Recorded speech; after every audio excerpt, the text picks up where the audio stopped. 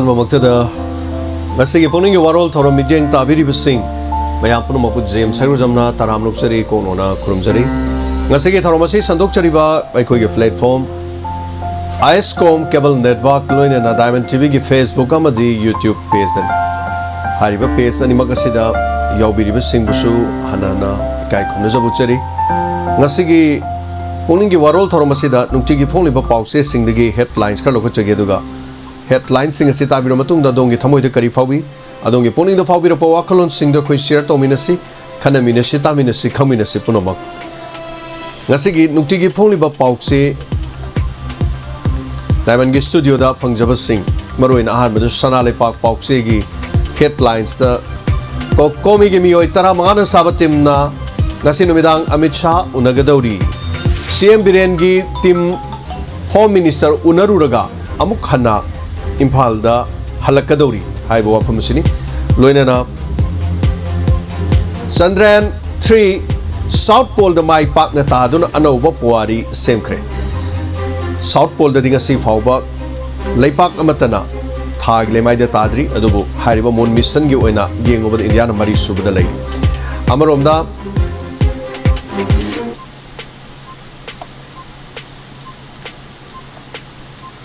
CM ना inmate Singh दा temporary shelter home सिनक्रे यामना लाइबक थिबा थौदो अमदा मिजोराम दो साब लोइदेबा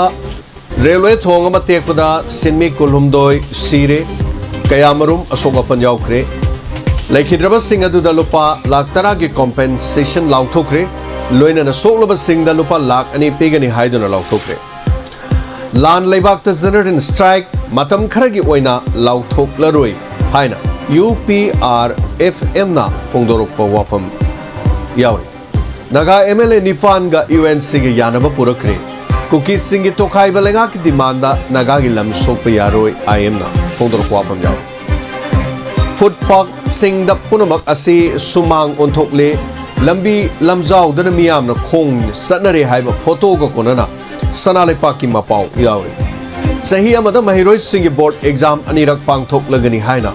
सेंटर न फोंदोख्रे लोइना असेंबली सेशन फंगदोरिबसी लाइगी सोइदनब सिनबनी मियाम की डिमांड खनब नत्ते हाइननि मचान लोआंगना फोंदोख्रे डॉक्टर एस रंजन ना लाइचत सिंह थेंगनब हेल्थ कैरियर वाकर सिंह थौदांग चावनो लोमिनसी हाइन हाइख्रे इंडिया पुमदा थ्रेट ओरगलिबा कुकी नार्को टेररिस्ट सिंह पुन थेंगनमिनसी थौनावज महेश्वर हाइबो वापम यावरी अगस्त 19 फाउबदा नोंगानबगी मिसी की मतंग दा तंगदांगबा म खंगलु हाइने जेसी न फोंदोरगली लोइनाना मणिपुर की इरांग लोइसिनबा ngамदबा एन बिरेन की मखादा चीफ मिनिस्टर महाक मखाताना चीफ मिनिस्टर ओइबम थोकते हाइबा वाफम यावरी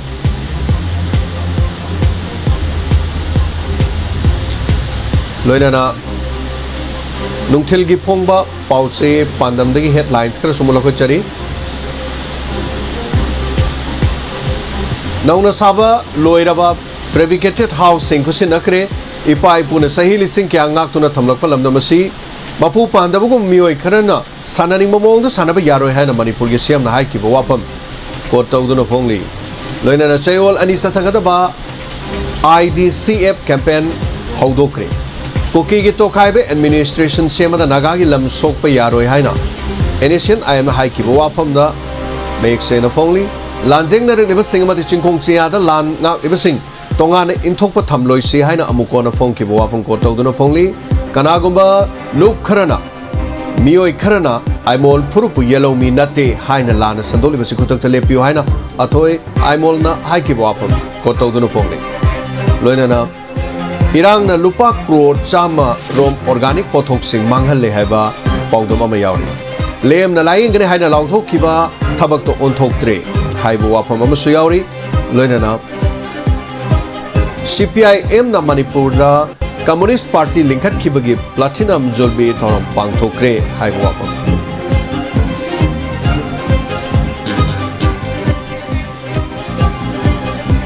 खताबा पौदमदा कांगलेपा की मैरा की हेडलाइंस खजिन लोकसगे सजीवा जेल कॉम्प्लेक्स सारीबा टेम्पररी शेल्टर होम इनमेट सिंह खुशी नखरे हाइबो वाफम चीफ मिनिस्टर ना irang asi political go iba pambaina waroisin porakan irang asi lenga ku number 2 na chalulu hai bo afam yauri manipur thole ba kanglu ke irang asi na tha hongi manung da horticulture ge pothok lupa crore cham mangal le hai bo afam yauri urkhul da sumit nabagi leina paksana sanduruk le mai laktabana urkhul district hospital kudong cha da ba kayamarum mayok nare hai bo afam yauri koki militant sing na control sabal water supply scheme puba pipe thugai khibadigi khunja sing ising thakpa phangdre haiba wafam su yauri loinana tungtigi forma pause hoyelam paw amadi pono phangi headlines khazitang galo khachage aham da hoyelam paw da numit chama ga tara marini surak laba manipur gi landa kasi numidang kokomi gi mihotara manga home minister Amit Shah ga Delhi da unadon wari sanagador haiba wafam yauri Chandrayaan 3 thagi lemai da mai pakna ta khre thagi lemai gi south pole da taba indian ahan baleba oiri haiba wafam da chamanan yauri loinana Dr. Raguning Togjam Harib Asida Yauri Manipur gi Governor Masung Chief Minister na thagar phongdokre laibak thiba thongdok da Mizoram da broad gauge railway gi thong tek tar mioi kolumdoi sikre asopa ke amarum yaukre loinana MLA Singh tok tanana ba kaurokpa assembly mifamni haina Dr. Luangna maral sikre tausa da badagi patient ma laikhi da bi thongdok gi matang da criminal case mayok narba doctor amagi prayer Odisha High Court reject tokre haibo afam yauri loinana khamelok lanpham da nomaina pandana sokiba sankar layeng nanaba panthauna lupa lakh ama pikre haibo afam yauri thokiba thaudo oduna mara morga kuki sing amu hana ngapi bidi ngamlaroi ngari yambam pramo haktheng naba pawdam morbungi khunja mana ngasigi sanale pakki maki warol pauses de yaw ngasigi aroi ba pause pono phamdagi patema galo khachage Indiana thada yoba ngamkhre ISRO na pawari semkhre Prime Minister Modi na Chandrayaan 3 na thada takiba adu anoba India gi flight amani haina sing thakre loinana irang ase political solution ni elegant immigrant takthokani Chief Minister haiba wafam da ko tawduna phongli CM amasung Minister Singh kaurukle kokomi su ngasi numidang wari sanana ba barton tawrukle haiba wafam yauri loinana thawai mirel gi khuthang sara henbagi tabak aujiksho dumak chathari loinana nongan magi mihat langla langjin pothok tar du khongjang sangsin gani haiba wafam yauri masini nukti gi phone leba pause singi headlines kara lokachari marakta manipur da thole birang asi maitaina lande haiba mek sengna khangle haiba ke L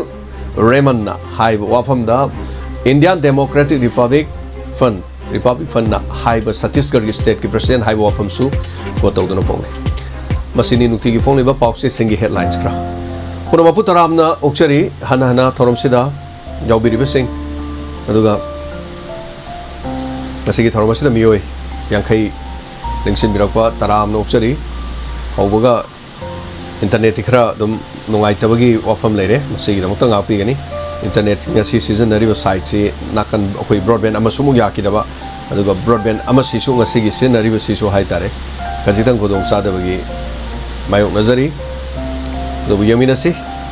mayam kari phongdok piningi ngasi gi wafam sing asi tabiraga dongi thamoida kari faugi mayam na share tawbira u wakalon sing phongdok piro dom dongi wafam na chingba taram loksari pura YouTube live streaming di obiriba mioi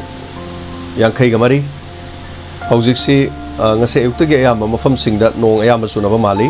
Manipuri mafam sing ayam da lebiri bising na domodong ilam da sunong subirang ngoni khali nong chudabagi hojik yamna kanna Manipur da leriba lomi sing awaba oiri aikoi gi sida snong yamna kanna choi mayam adomodong gi susubibra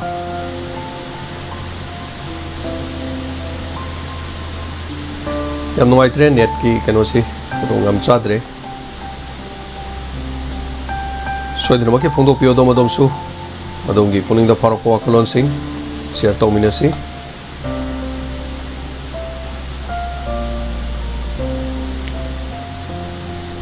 Chandrayaan 3 thagi south pole da mai pak na taduna anoba pawari semkhibada Manipur dagi koi scientist na chingba suma maram koi Raguning Togjam yauramba haibatai masi khakta natana topai koi Manipuri mioi ahum haibatai yaubagi pau lai sunungai ba koi mi pong khodi mona loina phongdo pada natana mari leina balenga ki daga CM loina na governor na su ꯑꯋꯥꯕ ꯑꯩꯈꯣꯏꯒꯤ ꯅꯨꯡꯉꯥꯏꯕ ꯐꯣꯡꯗꯣꯛꯏ ꯍꯥꯏꯕ ꯇꯥꯏ ꯑꯗꯨꯒ truck driver ꯑꯃ ꯂꯩꯈꯤꯗ꯭ꯔꯦ ꯖꯤꯔꯤꯕꯥꯝꯗꯒꯤ FCIꯒꯤ ꯆꯦꯡ ꯄꯨꯔꯒ ꯂꯥꯛꯄ ꯇ꯭ꯔꯛ ꯗ꯭ꯔꯥꯏꯚꯔ ꯑꯃ ꯂꯝꯕꯤ ꯅꯤꯡꯈꯥꯏꯕꯒꯤ ꯂꯥꯟꯊꯣꯛꯄ ꯌꯥꯗꯅ ꯂꯩꯔꯤꯉꯩꯗ ꯂꯦꯛꯊꯔꯛꯄ ꯍꯥꯏꯕ ꯇꯥꯔꯦ ꯑꯗꯨꯅ ꯂꯦꯛꯊꯔꯛꯄꯗꯤ ꯈꯪꯍꯧꯗꯅ ꯇ꯭ꯔꯛ ꯗ꯭ꯔꯥꯏꯚꯔ ꯑꯃ ꯂꯩꯈꯤꯗꯦ ꯍꯥꯏꯕ ꯄꯥꯎ ꯌꯥꯎꯔꯤ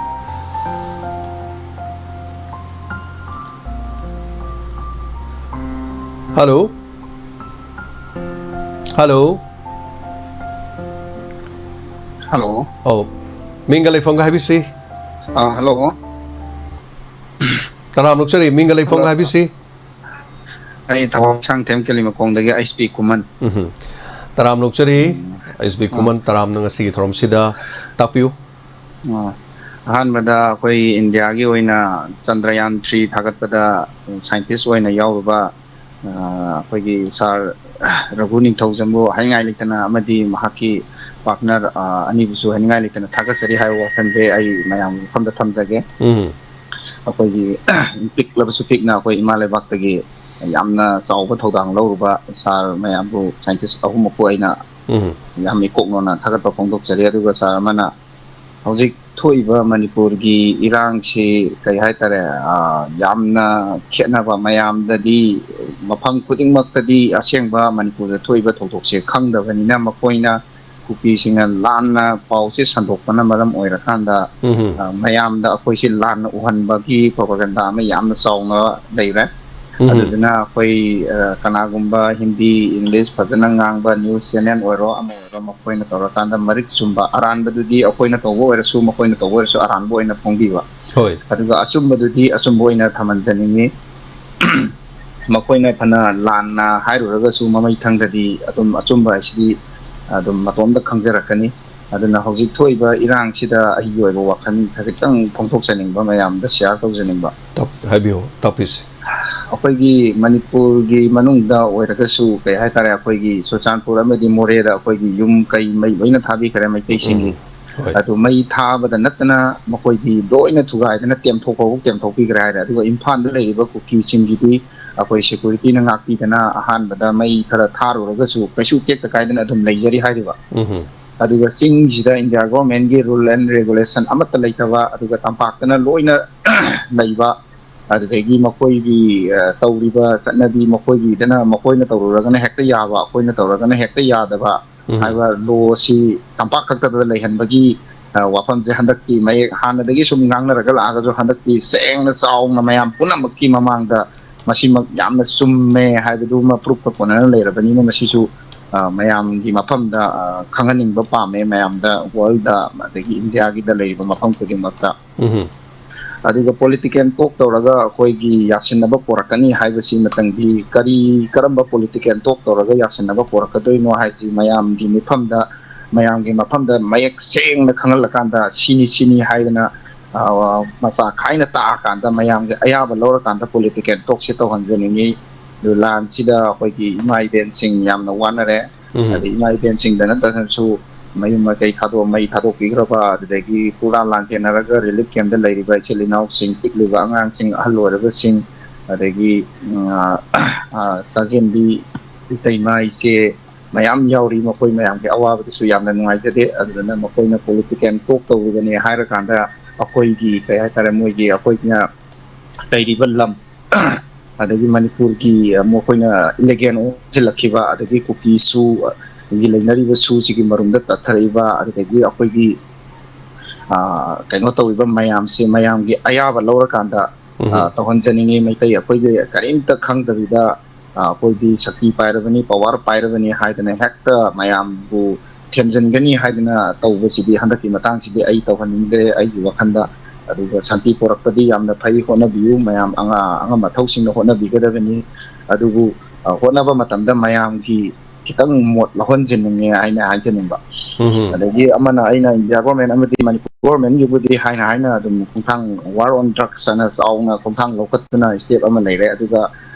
ꯃꯅꯤꯄꯨꯔꯗ ꯂꯩꯔꯤꯕ ꯆꯤꯡꯁꯤꯡꯗ ꯄꯣꯄꯤ ꯊꯥꯔꯤꯕ ꯗ꯭ꯔꯛꯁꯀꯤ ꯑꯗꯨꯗꯒꯤ ꯑꯦꯅꯤ ꯍꯧꯔꯛꯐꯝꯒꯤ ꯑꯣꯏꯔꯤꯕ ꯀꯩꯅꯣꯁꯤ ꯄꯣꯄꯤꯒꯤ ꯑꯆꯧꯕ ꯀꯩ ꯍꯥꯏꯇꯥꯔꯦ ꯀꯩ ꯍꯥꯏꯇꯥꯔꯦ ꯄꯣꯄꯤ ꯊꯥꯔꯤꯕ ꯃꯌꯥꯝꯁꯤ ꯏꯟꯗꯤꯌꯥ ꯒꯣꯔꯃꯦꯟꯒꯤ ꯑꯆꯧ ꯑꯁꯥꯡꯁꯤꯡ ꯌꯥꯎꯔꯒ ꯂꯥꯏꯁꯦꯟꯁ ꯄꯤꯔꯕ꯭ꯔꯥ ꯁꯤꯅꯤ ꯑꯩꯅ ꯌꯥꯝꯅ ꯆꯥꯎꯅ ꯍꯪꯖꯅꯤꯡꯉꯤꯕ ꯀꯣꯏꯁꯟꯁꯦ Manipur government amadi India government na Manipur government India government gi asau sang tim su loina khangabani popi sumaina thare adagi sumaina yamna sauna kaino torena hojik lan si ai ki wakhanda lepkani haiba thajate maramdi hojiki matam si makoi gi popi lokpagi matam neba aduna popi lokpagi matam ina popi lokpo loi hana di haina police ka kai adagi Manipur government gi ka kai police ka kai asang ka kai thara ga kara ka su ka thalami handakti amata thadrabani kakpasu satpa ngamdre amata ngamdre aduna moidi yam free and kaino da yamna harau nungai na moidi matom da tangkhai mana som da kun ngauraga atai mi na manung da changjellaga kaya tare popi je free da yam nungai na lu kanda adumaina tauri da mokoi si aduna nungai te Manipur na awawa taba kaidoba mayam se nakan ani maki oina su nungai te adubu handakti akoi maitai masa akoi maitai uthurup to oina mokoi na sinarakpanina akoi maitai mayam gi ima iden adagi leiba mayam punamak amato ina punsilaga chauna khoi pholau ahum mari ga tangdi thamani aduna pholau si thamaudraga di yai haitana matung da su thiamadi yabani maitai di phabani hara kanda sum khoi gi matakta kakhatlaga chalhan bagi kibam ji di handaki matang di tahaninde haibasi kamjaninge ta ai gi wakam thank you yam nungai jai amarik chumba wapam isa gi ba mot phongdok pi ba aduga yam mi pai ba pham di khoi gi siguma matam sina hawai yam jan that padu handakti yan that padu irang sini yan that re moi somdagi su yan that chabi pau su tadre haibadi akhoi ku kaino sing support tau de ma hari basing asi akhoi gi phurup na madu madu support tau de haibasi mo khoi gi mai kai di ta tadre haitare adon hojik si lokpa matam yok salak pa de mo khoi yam nungai na maning tam na hena tawradra haiba mi pai bagi wafam ama haiba tare moire thagachari ponomak sing asi da hojik si kokoming asi numidang wari sanaba duga manipuri mari leina basing haibitare even koigi lengak yaw mi phaw da koksan gi habi wafam lai kari khongthang tor ko deno sarkar sin ba sin da bagi wana tre madu moi tor ko do khongthang khara yaw go da male maru oina koigi lakador ba assemblies da kari khongthang lor ka dori haibu hoji MLA marai baksi moi taragi marai bakti Manipur lengak ta leire haitare koigi honorable CM gi makhut ta leire haibitare aduna masigi wafam amasu aduna makoi taseng na suti lobo oirgadi laktaba yadoi ni suti lobu su leite aduga suti lobu gi matam zo jikte leiro aduga phibam se laktragadi haitare yemina si masigi su rajniti gi phibam se aduga taseng na khoina rajniti yaudaba taraga su handaki tawdori bi thabak side rajniti na political na solution pura kanda lakadori bi phibam ni haijariba aduna punamak si hena sola kanda de koi kari tawni rajniti yaudaba miyam punamang na hingnaba gi damakta lana sida maithi de nanu bagi damakta mana ngamjabi du hunar kadori ni thank you so much yam phajaba marik chumba wafam thamiram bagi damak ikai khonajari thank you so much kuman aduga mathangi caller da kodong chaba pizage aduga bina moirang temna sarkar na laing gani hairaga laing bidri haibagi mayak singna happy-ba haibirakpa yagadra na tapire hoi ai tanja lojage koigi kol laktaba khotaba ko adu mapa je ai yenga kanda tawjarake na dumaina haizari aduga thagachari matam kuirabai tungda anoba sing sanction birakpa koigi YouTube live streaming de sambirakpa sing mayam Ponomapu ay mingloi panjadra so loi samjan jarakanda taram lokchari ponomak aduga mathang caller malok chage hello hello mingalai fonga tapisi jai kasar dagi kasar dagi nila tapio kari wafam habini jagi operation la pino chakan ni yes I say operation khak to udoni operation se angak pani hai tare operation taw da music system pham lai re thorom tawri ai duni ado thorom si loraga ai je hospital da chalaga admit tor lai geda bani ado tangai phadana hayeng khaktang hai tare operation da ai manu ayuk gi tawra lai grani aduna uning gi warol se hayeng dang di suti mayam de logjob tare no takpi rapu gi su ko aduga ai yamna yang na hai tare mathang gi numita dum halakane en khalle aduna ai mamang da so muk masi operation je tawkre aduga nong mo hospital ro nong ala kan da thorom tawi hai tar amadu yemina se haibirakpa thagachari koigi nung leibagi ne nung leiraga koi oi thangba kidney se block toba ising thumjan ba hai tare amasine yam khudong thiningai oisalakpa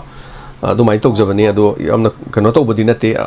aru basu nate hai tare marak mai ni hai tare haibiu ojang ju problem jang ni problem yang hoi masini mi oi ba sing aktan da loin ba kana ye siu jing matam da nung leik ta kana bu leiri ge duga hoi mayam na nung ler ga dum pansala le ya ba ai gina kha ga thamba ya da ba hai tare aduna ising block toksalakpi khudong chadabasina haitare kidney romda hena sokchalakado leibase nungai katang dum kidney gumbada leibase kitang nungai tedan kidney sokchala dia mo chang ai do kidney na di chatpani na dum nungai ti ba wakan do hoi ado jemu jaraga di waja res logu ni hunni Yang hoi wa na tawra di hayo mo sokchan bayan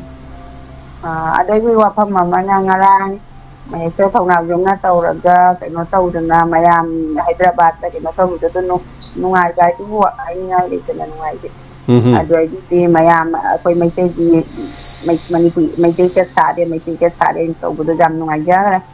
do aji asum ba se dum thoklay na kaino tawra ko se ako'y ta ba jam nungai ising du pongdok sa gang do jali hapchang Upasan tahu ni hai dong asyik tetkani hai berdua ina jara ka diru dia sekarang logu. Yam na lu banati da hoi kesu yam na isa da kana to banati. Anyway, hoi. Noi di apa ba mingai si. Ha na puina lehan ni. Ada ni de koi Pukning Warol nang isai sang ji kai ka koi isai su sakjai dai isai han ba ko pesu tong jai jam nungai nya Diamondtv dia koi saru kena tong jai matang mayam ba da koi ta ji hoi nungai ji jam na wakan dum wakan nungai tresu sigum ba sing ya kum tara po laga lausing su lai do gi wakan su nungai ali man na oja da koi na ngakang ni phone toro ko ngam dresu matang puding makta koi saruk ja ji ai ji pau bigan para si harga tanya oja thank you thagachari hoi hakchang phana keno tauna ba Jackson na kara Jackson na keno tau biu jagi oi wangang ba su haijade hoi am nuaje tapiro ko para thammani thagachari punamok mayam gi thaujal legi haiba thai duga mapu gi thaujal legi dum handak ki anabasi chamana na haitare amuk mamang da tokre do amu hanmani haitare duna masi amu na halakta bo oirasano na haitare ngon da su masina tension ji tha humari se full the tension pi dana dum leiru re aduna anyway mayam su ko na dana ba dum section ba khoi mayam da dum hai sing thak pi o do to dum hai aduga thabak ne ti hau de sing thak pa khare to wat ki ti hau de duna masing je thok tana ba nung ga ta na ba hida kai se dum kharga cha dana ko tana to wai se dum phabajani ada punamak se adu be heti ya de anyway mathangi color da khudong sa pa pizari mayam na de ekta boy mina se thagachari tampa ko yam yang na dum phana la ko jage sneda thank you so much aduga machine punsi gi khongchat a ji singa ta ni operation punsi da operation nai tari mayam operation sung tong do mi yaw bi rong ni punsi da guli bok cha da dum lei ba mi masa mo pha ba hai ba tai da ko ni sa ji khara phatkan de sondam nawon ba hai tare ni mi ada kisiga dum ai operation je humlak su bani ai punsi gi hai tare aduna anyway mayam na de yek ta ba sina hell is well an hairim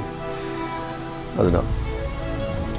net marol man ngai ta ne thorom si to matam da net sina khoi da tension je pa na pi net ngasai ma kai net adum ka sto de ma si thorom si hora kan da timing sta hai tare pick war oiba na oibani khang de kari ni khang de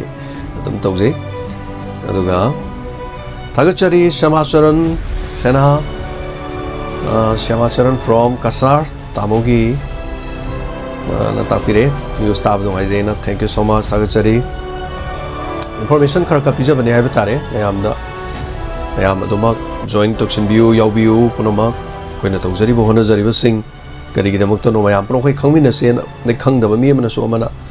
tamaga amana mok khangmina ba ko no maina thongmina se daga thagachari Shakespeare na tongan ba akhoi gi keno sing hai batare Chandrayaan 3 da yaw ki ba mi singi photo so thabire ai marak do charake hello mingalai fanga tapio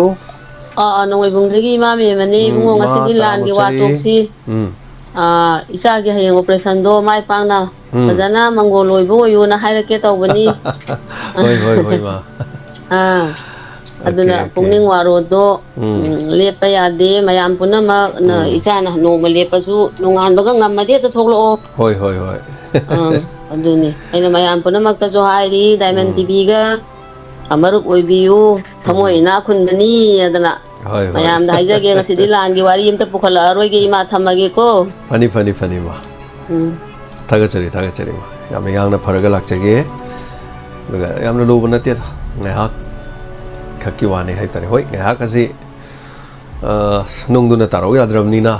yam chaw nung su natte han bagi nungdu di 11 mm oiba 11 oiba hai tare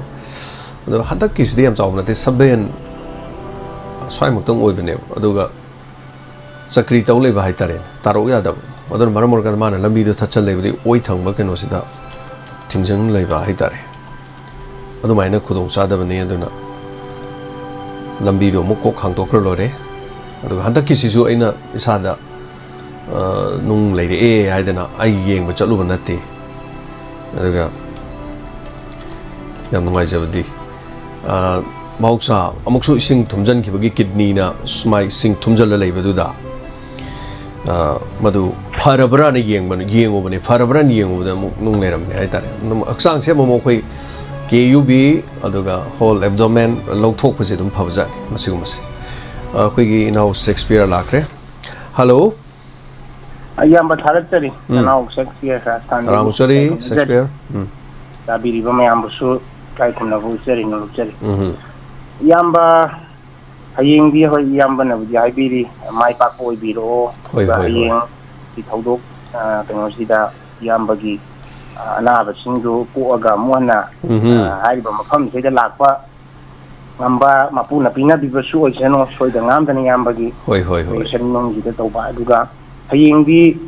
khabar ju phong oi dore ngasi se hokar de gi kan to bana adu khabar pau i pa ba chu hayeng gi lai ro hai jari ba yamba ko hoi yamba ki pung warol ju lep tan hayeng di kendan thalaga isoda boro ina ni jaraga te kai kana ba thank you aduga yamba marak sida yam nungai ba amna nungsu nungai aduga amuksu thamoida koi gi nungai ta ba kano to boso dum phause koi ngarang gi photo de yamna thabi rakna ba marak sida ngarang gi koi gi isro na thagat khiba na han 2000 kano gi july gi 14 de gi thagalak ba hobu na ngarang di koi gi Chandrayaan 3 se mai pakna koi gi tha gi lai mai south pole side han boina indiana tha kan to ba mai pakna ta ba ngam ba oi gre yam nungai adu gi sigi tanja ngarang pung 3 minute mari tarak pa saida oi lien to jai ju live yeng jai duration din kano da koi gi live thare mi yam yeng lak ni pan khare hena yeng koi duration TV channel da koi ai da jodum thai adu masida yamna hena nungai ba amana koi gi sida scientist sing ya koi doctor Raguning Thozam scientist oiba adagi naga dagi si nauma Noel Chawang adagi Y Bisal Singhana Sam Katha dagi yaura ame adagi couple lama matai manau koi gi Madam Praneshwari amadi Sir James Leishungbam mabani sumoi punna manga yaurame laiba yam phai koi gi mafang ko dimakta manipuri macha jingje adum yaude sui afa ba yam phai machi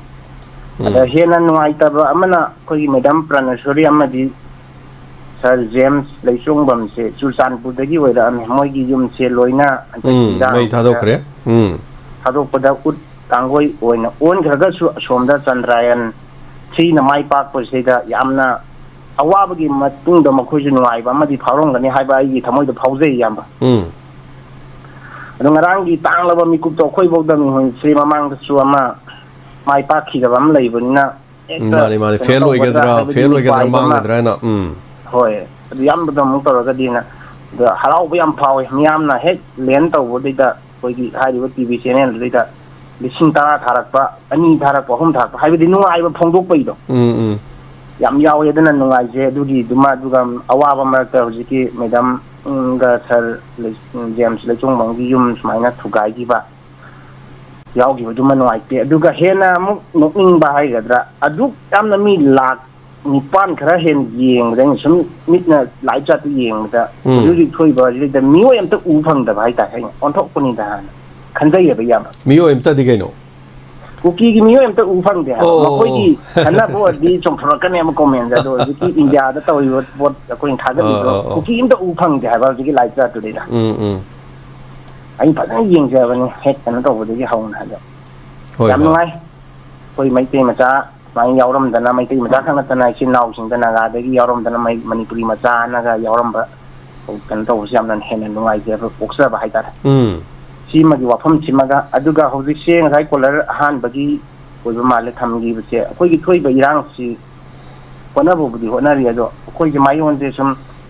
ꯀꯩ ꯍꯥꯏꯅꯤ ꯍꯥꯏꯕꯗ CM Biren ꯁꯔꯅꯁꯨ ꯈꯪꯗꯦ ꯀꯔꯤ ꯍꯥꯏꯗꯣꯏꯅꯣ ꯍꯥꯏꯗꯣꯛꯄ ꯉꯝꯗꯕ ꯍꯥꯏꯒꯗ꯭ꯔꯥ ꯅꯠꯇ꯭ꯔꯒꯅ ꯑꯦꯁ.ꯇꯤ ꯗꯤꯃꯥꯟꯗꯒꯤꯅꯤ ꯑꯃꯨꯛꯁꯨ ꯍꯥꯏ ꯑꯗꯒꯤ ꯋꯥꯔꯣꯟ ꯗ꯭ꯔꯒꯇꯒꯤꯅꯤ ꯑꯃꯨꯛꯁꯨ ꯍꯥꯏꯗꯤ ꯆꯃꯝꯅꯕ ꯑꯃꯈꯛ ꯂꯩ ꯑꯩꯒꯤꯗꯤ ꯑꯗꯨꯝ ꯍꯥꯏꯖꯒꯦꯕ ꯋꯥꯔꯣꯟ ꯗ꯭ꯔꯒꯇꯒꯤꯅꯤ ꯏꯚꯤꯛꯁꯟ ꯇꯧꯕꯗꯒꯤ ꯁꯥꯎꯔꯛꯈꯤꯕꯅꯦꯕ ꯃꯣꯏꯅ ꯃꯩꯇꯩꯅ ꯁꯤ.ꯑꯦꯝ ꯑꯣꯏꯕꯅꯤꯅ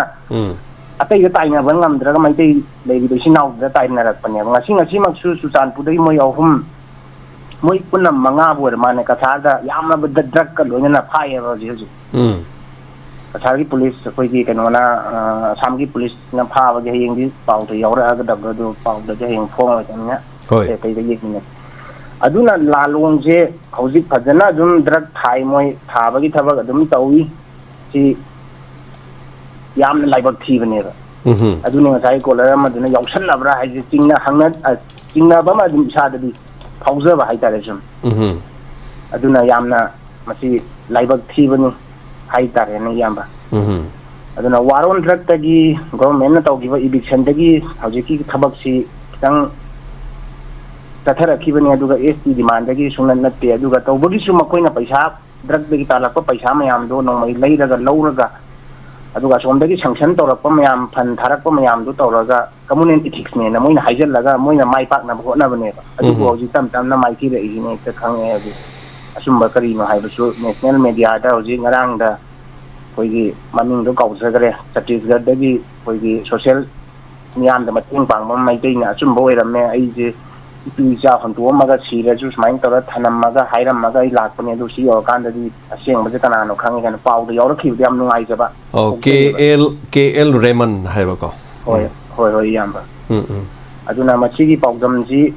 ꯑꯩꯈꯣꯏ ꯃꯤꯌꯥꯝ ꯈꯨꯗꯤꯡꯃꯛꯅꯁꯨ ꯑꯩꯈꯣꯏꯅꯁꯨ ꯑꯗꯨꯝ ꯁꯟꯗꯣꯛꯆꯩ ꯁꯤꯗꯁꯨ ꯍꯪꯉꯦ ꯃꯣꯏꯅ ꯅꯣꯏꯒꯤꯁꯦ ꯍꯧꯖꯤꯛ ꯂꯣꯏꯗ꯭ꯔꯤꯕ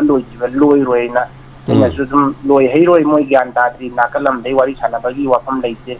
ꯑꯗꯨꯅ ꯃꯣꯏꯅ ꯇꯧꯒꯅꯤ ꯍꯥꯏꯕꯅꯤ나 ꯍꯧꯖꯤꯛ ꯉꯔꯥꯡꯁꯨ ꯑꯗꯨꯝ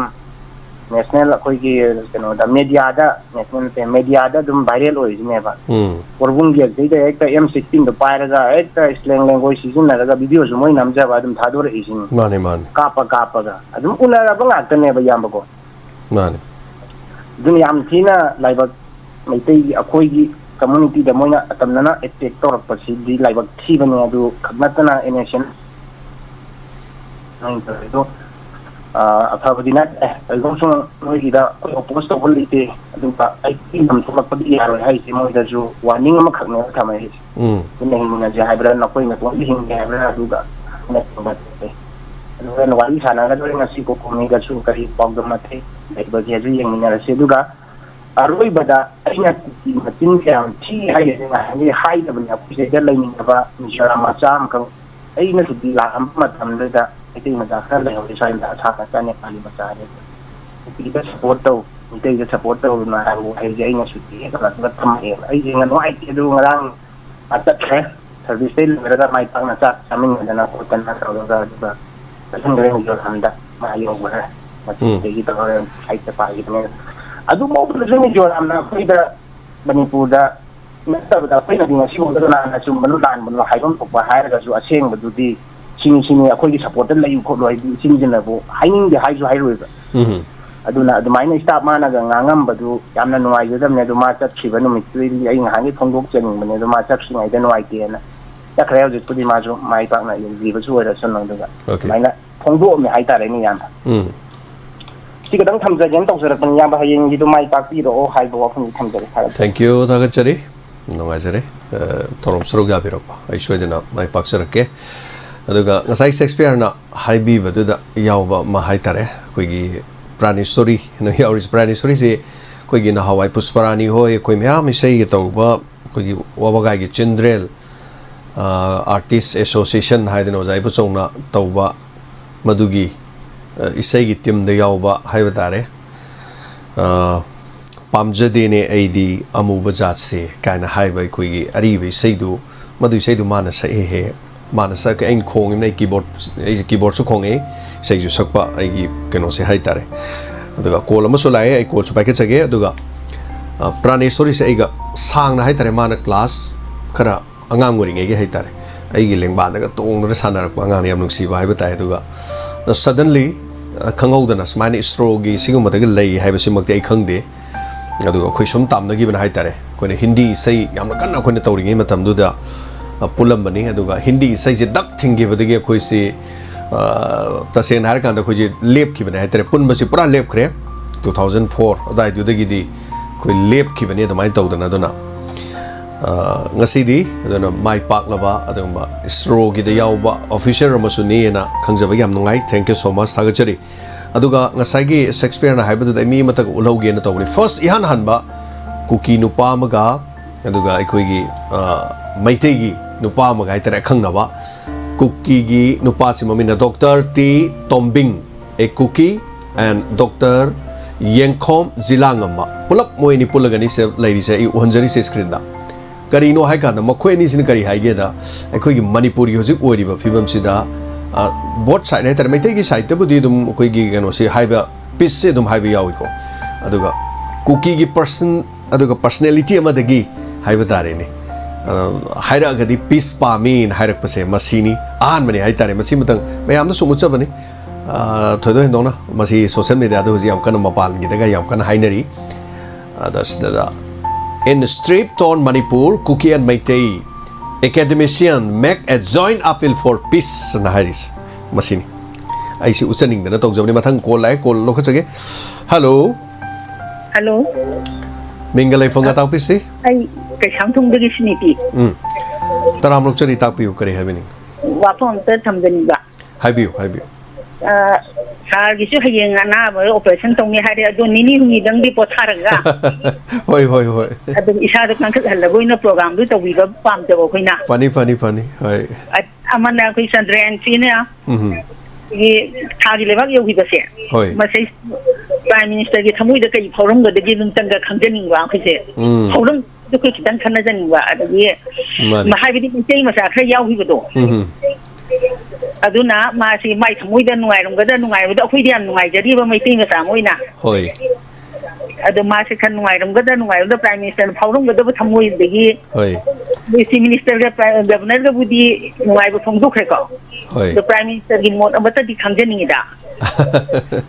madu de khoi na di madu de khoi na budi hai ro budi ngam na te adu bu maro adu mai thamui da nungai rom ga da nungai rom moi dra ha ba do yam nungai ai khoi yauri se ai maitai gi ani hai tare ko moi family ama duga amana ai khoi gi naga gi chinau ma hai tare kesu kai di khoi kuki ma yoro mo bo kesu kai di khoi wadi pulap yaw suna khoi di community loi nuksi bu dune khoi pami se leipak le house da chawminar habiu mane chura sampur da leiri ba mayu mai thadu khiba family mi yaw do mane adu couple do kai along ga de ge sine da bu mani makoi gi ahal laman sing di hoji relief camp da leiri ne bo relief camp da hoji loina mak se moi ahal laman sing se relief camp da leiri mayum je leifam leita da na mayam gi relief camp du da leiri ni scientist tu gi hoji ki moi gi isro gi kaino se hai tare moi gi family do yam song thuk choni ngai ni ta sen har di Churchanpur da pok pamim ne ba Churchanpur gi oni yam song thuk choni ngai ni hai tare da mani ai khoi khongjom da se da thaba ma taw khoi khongjom di doctor am yawe khoi nungai da na da IPS am yawe nungai ade gi khoi Imphal gi jaga am da haira su nungai ban wani hai tare si Churchanpur da gi yaw khalei ba ade gi Churchanpur da gi sana ba football player am su mayum makai tum sak leiri bo ji wari ne ko sium ba kaya se ado sa ka nung ta ga gi sing program se taw ni se program ne yam sap pa se khoi pakhatbam phawjaba khoi sakhi gadra haibagi tatkidran ai samak so dum tawe duna wa ga ngam khangdi hai tare adune digi am nong ani yang san program si ne sakhi budu da khoi pakhatbam hi sa si de da khoi no tuk je da ba ngai je da ba phawjaba adu matanga kitang fiction biga mani ado kani diu pai le net hojik le ba ki oi ba net si ni mane khoi di Diamondtv je khoi amuk ta di yeng be su ho no bo le ni si da hoi adu ba handa ti rang wa tang je bi yeng bo de am no ai de khoi lung ti sa ba ka ro ga si program si yeng le de ba thank you yam no ai je Hoi hoi. ꯑꯗꯨ ꯁꯥꯔꯒꯤ ꯑꯅꯥꯕꯗꯨꯁꯨ ꯑꯩꯈꯣꯏꯒꯤ ꯌꯥꯝ ꯊꯨꯅ ꯐꯕꯤꯕ ꯑꯣꯏꯔꯣ ꯅꯤꯅꯤ ꯍꯨꯝꯅꯤꯗꯪ ꯄꯣꯊꯥꯕꯤꯔꯒ Thank you, thank you. ꯁꯤ ꯍꯥꯏꯔꯒ ꯂꯣꯏꯁꯤꯟꯖꯔꯒꯦ Thank you. Yam nungajai. Habirakpa. Sonia Longjam thagachari habirakpa mayam ai screen da mayam punamana anabagi sum afaba oinaba sum habirakpa ai maming paba ngamdabasu yaure. Punama subsan jarakanda haitare loinama thank you na dama haijarak. Thagachari mayam su nada yekta boibiu anaba ibasina punamakta wakhal nungai hande aduga kari tawdage na haibadu. Nahana operation se dum tawbudi yare aduga amamagi thudokku sunatti. Ada amuk tawkhibadu dum yam nungai tabase ngasai Pipe haptana dum laiba khotpa isada ko yam nungai taba khar dum laikhiba chathok chasin da kari de yam nungai taba sing do aduga isada waba khotpadi thuduk padu madi laiba budi nati aduga olang on sound ba tumbe yada ba khotaba smai torpa gai se operation matung da yam nungai gi aduga October da amuk tawkhibani 21 gi October da torkan da November December January February March sai kanda March da mo hanai mafam du da mo 5 mm ga 3 mm ga leiram bane Sadaini amna isai thanda am penja da vai dar operation tawkida sungari chahi ani hom da su gap leudana ekta amuka leisalam bado aduna 5 to 7 olame 3 to 5 olam bane ba tawris na hojik si kidney gi sarukta 5 am lei hai bado ngarang na han yeng madadi mu leitra male tari da tadri da khangyan ta de aduna mayam su section view sing mai sing am taktani mathangi color de khodong chaba pizari kol ngaijari aduga aduni ngasai gi Praneshwari matang da ina hajaram do call ma lakhi badagi ina kano tawgi sal Praneshwari je nuksi isai sakma kanu daga ai gi ming se moina Jamini gan kawe moin mayam na nuks Jamini jamna ma ai samji se ga phoiraga se khong daga nakan ji daga ko kano tawri ni adu khandani yang biro da adu gi angang no pi du masa do ne isro gi kano oire ga tor moi yaurok pos da ina Nuksi wani da koina dum sana da nei sei sakmina da na horok ki ba da Hello minga ma de lei phom hai se Hello Tunggu koi rom da gi imari tani Tram nuk chari tapiu kari hai beni Nasi si operation tau wa cha kani hai da du ta ja ho wa Hoi hoi Ado operation tau ra ka hakjang du sieng na lai da ka kabak tau ram ki rong kuding da hakjang sieng na lai da ka pun sinang sang ba Boy sanoy na Ajeri. Thank you thagachari Habirakpa Ado wafam sinalo ibirabro tai di kare having balai biri Pukning di waron di kanana sila pa Pukning waron si no madang hek le pa idune aduga dum tawjarake akoi gi puspana dum tawrasu yade hujik sikhar lubu se kari no hai kanda current situation hujik oriba situation sida angang singna hek tawbudo adu kano tawbani khoi santosh leirabudi santosh dum taw yabani adu santosh si ma oza oibana maram oirakanda oza oikibadagi thabak si mathau si aduk chingraba haidare ko matam kai thokpusi phangidraba adugi mathakta khoi gi abosu school puba oza oiba haidare gi se yam oza oiba ngaktang oin tawre aduna mahut sin basi khara luba haidare adu matang atai hayeng kasigumba situation leitra kanda di khoi gi puspana sa dum tawbi yai Thagachari adu wafam sino lo birabra tai kare kare happening balai biri Lila gi matam dana lila lai yana tau adu adu bujito mayamna nusi hai duna tuna thabak paisan da duti kitang bothara ka tau na payana hai je Thank you ne ti sakre TV da di TV da muk chakre TV da muk chakre yes galera parak muk yengji samjara Thank you TV da di chakre net amuk yagidre TV da di na amu haibire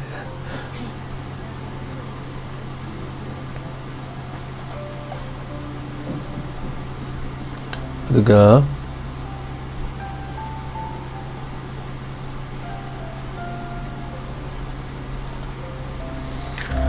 mathangi caller da khudong chaba pizari mathangi caller na kari hari habadu khaminas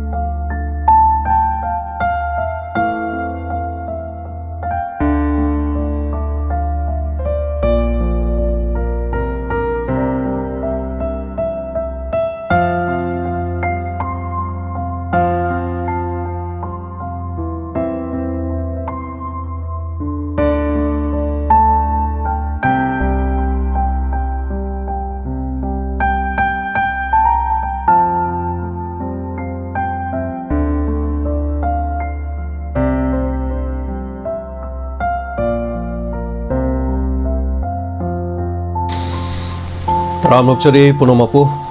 Internet Amuk Nakalamadamu Internet Amuk Yabirakpa Thagachari Internet Haibtare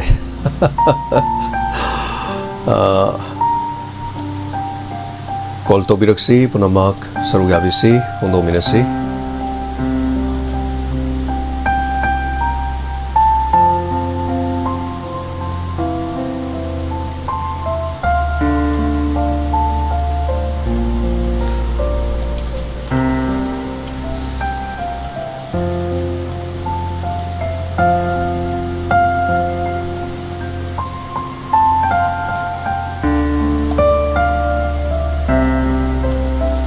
Masigi thoro masigi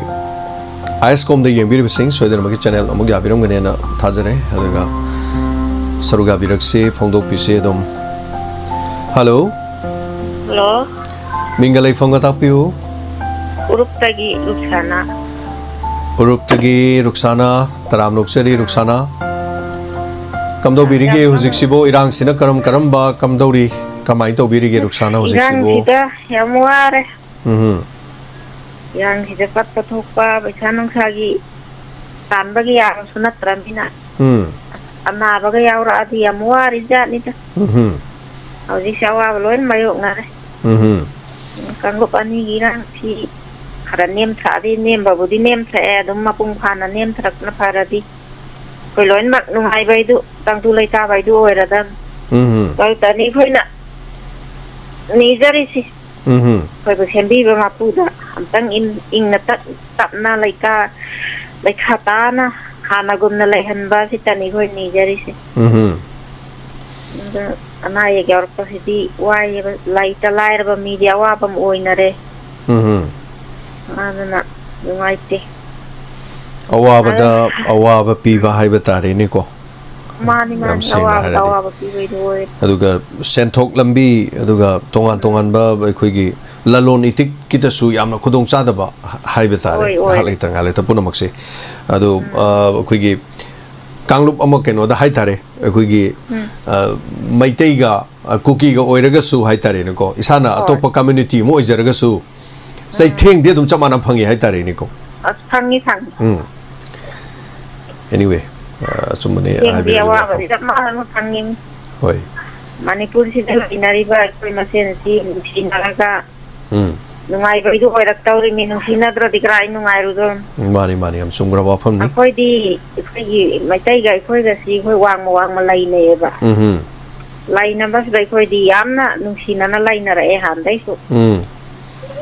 lai na ko ni hojik sa dum lai nai koi di ting gi su naga ni koi lai na si adum koi di lai nai hojik sa dum ta na thong na ba gi kra dum lau na ri mi dai koi si na di la mai na yam nungsina lai na em sang lan bai du lan la ri ya koi ai mai koi da lai na ri ba nungsina ri ba so mai na loin ba oi han ning e ba hoi Hana sunabana hojik tholi birang sina karisu kanaba kasu porokada banate hai tare ni ko puro laiminari ba punomak sing asida amang basi ngasagi lei khidaba imung manung na chaina phanghoba khare hena waho basi aduna masini yamna nungai taba haiba tai man mata ko su dia ni lei da singa azaki nuki mapuroi pangantala kidra nukawai ho zawri me abugum bagi punsidu kayam sang nawa basi oira le hau dawri hoi andu thokra makha tabadi to anda hoi noina ai shoda thurumbana no pai lai thagachari yumdadi kari hona biri hojik sidi yumda hingon sangban khara thura adum leire hoi khoi mung se ama ba kalle khoi gi naw no pam su kini pesen ni jem su lai ki dre awa pa se dum mayok ngarami ne khoi do tara ka lai ba no tv khoi gi mung gi lai te ba lai tamin han sar gi thoram spectator ta gi thoram si khoi phone ta dum ta ba ne ba ana si handa ya ki dab sirai di atwa khanje potha phom khang da awa ba moi ram Adu net si Diamondtv radio si taraga support haba itu. Dia tabiyo Diamond radio dum aina wana dum hona jarambani mayamna dum khangbiri duni ko aduna phajana adum tabiyo na dum maijege support tobiyo Diamond radio basu mayam radio ni mana aina TV ni dena ko hoje aina muk TV gi thakta leire mana radio gi thakta lehore maibel sing mayam tanari punamako tabiyo siam ta ga ikoi muslim gordi Diamond da kumau bungau re loina hoi hoi yam nuaizare saruga birakko ko thank you thagachari mathangi kolar da khudong chaba mu bijari thorom asigi minute pungkhai khara hena dum leizari thorom sida na sai kolar mana haibiram baduni thorom si tat khigadra haina pakhachai na hai aduga haibaga tobo dum tat khi aduga adum yarakhi atopada net amanga saingi yadaba net to mu yara leramgi adani yai khangouda bani na haiba tare sisu anyway mathangi kolar mulok chage hello minga ma telefon hai bisi hello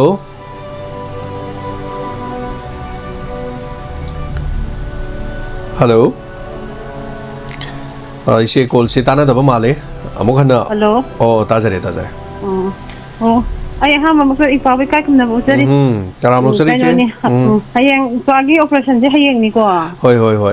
oh hayeng pagi operation ni da mak tai mapu gi mafam da koi thongi jage tik kai da ma tak na phaba ora chano ang aduga lan je kuira ga nungai khalak pam tawri kai doroge che koi na ta koi na khangam da ba hai ta re khangam da ba mayam ma koi khangu da anna ju khangaroi da ba mayam ma han ta ki khanga hai mayam china Pagkita ngambadi mak siyam nung hisin na ang hisin na lan tawram draga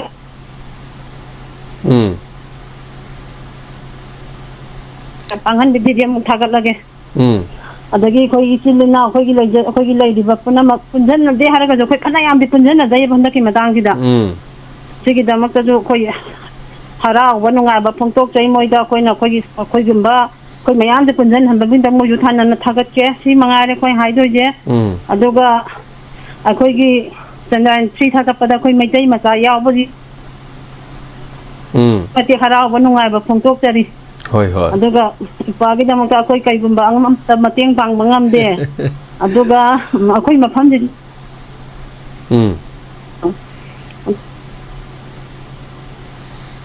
chene chipat patali ya koi yam na ipa tapiu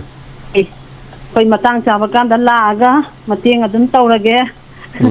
ojiki di mafam je kitang koi gi je kara irang je ilai bodong na sum tawbagi ko ngarang han da sum taw dum thoi dana thogok sa hoi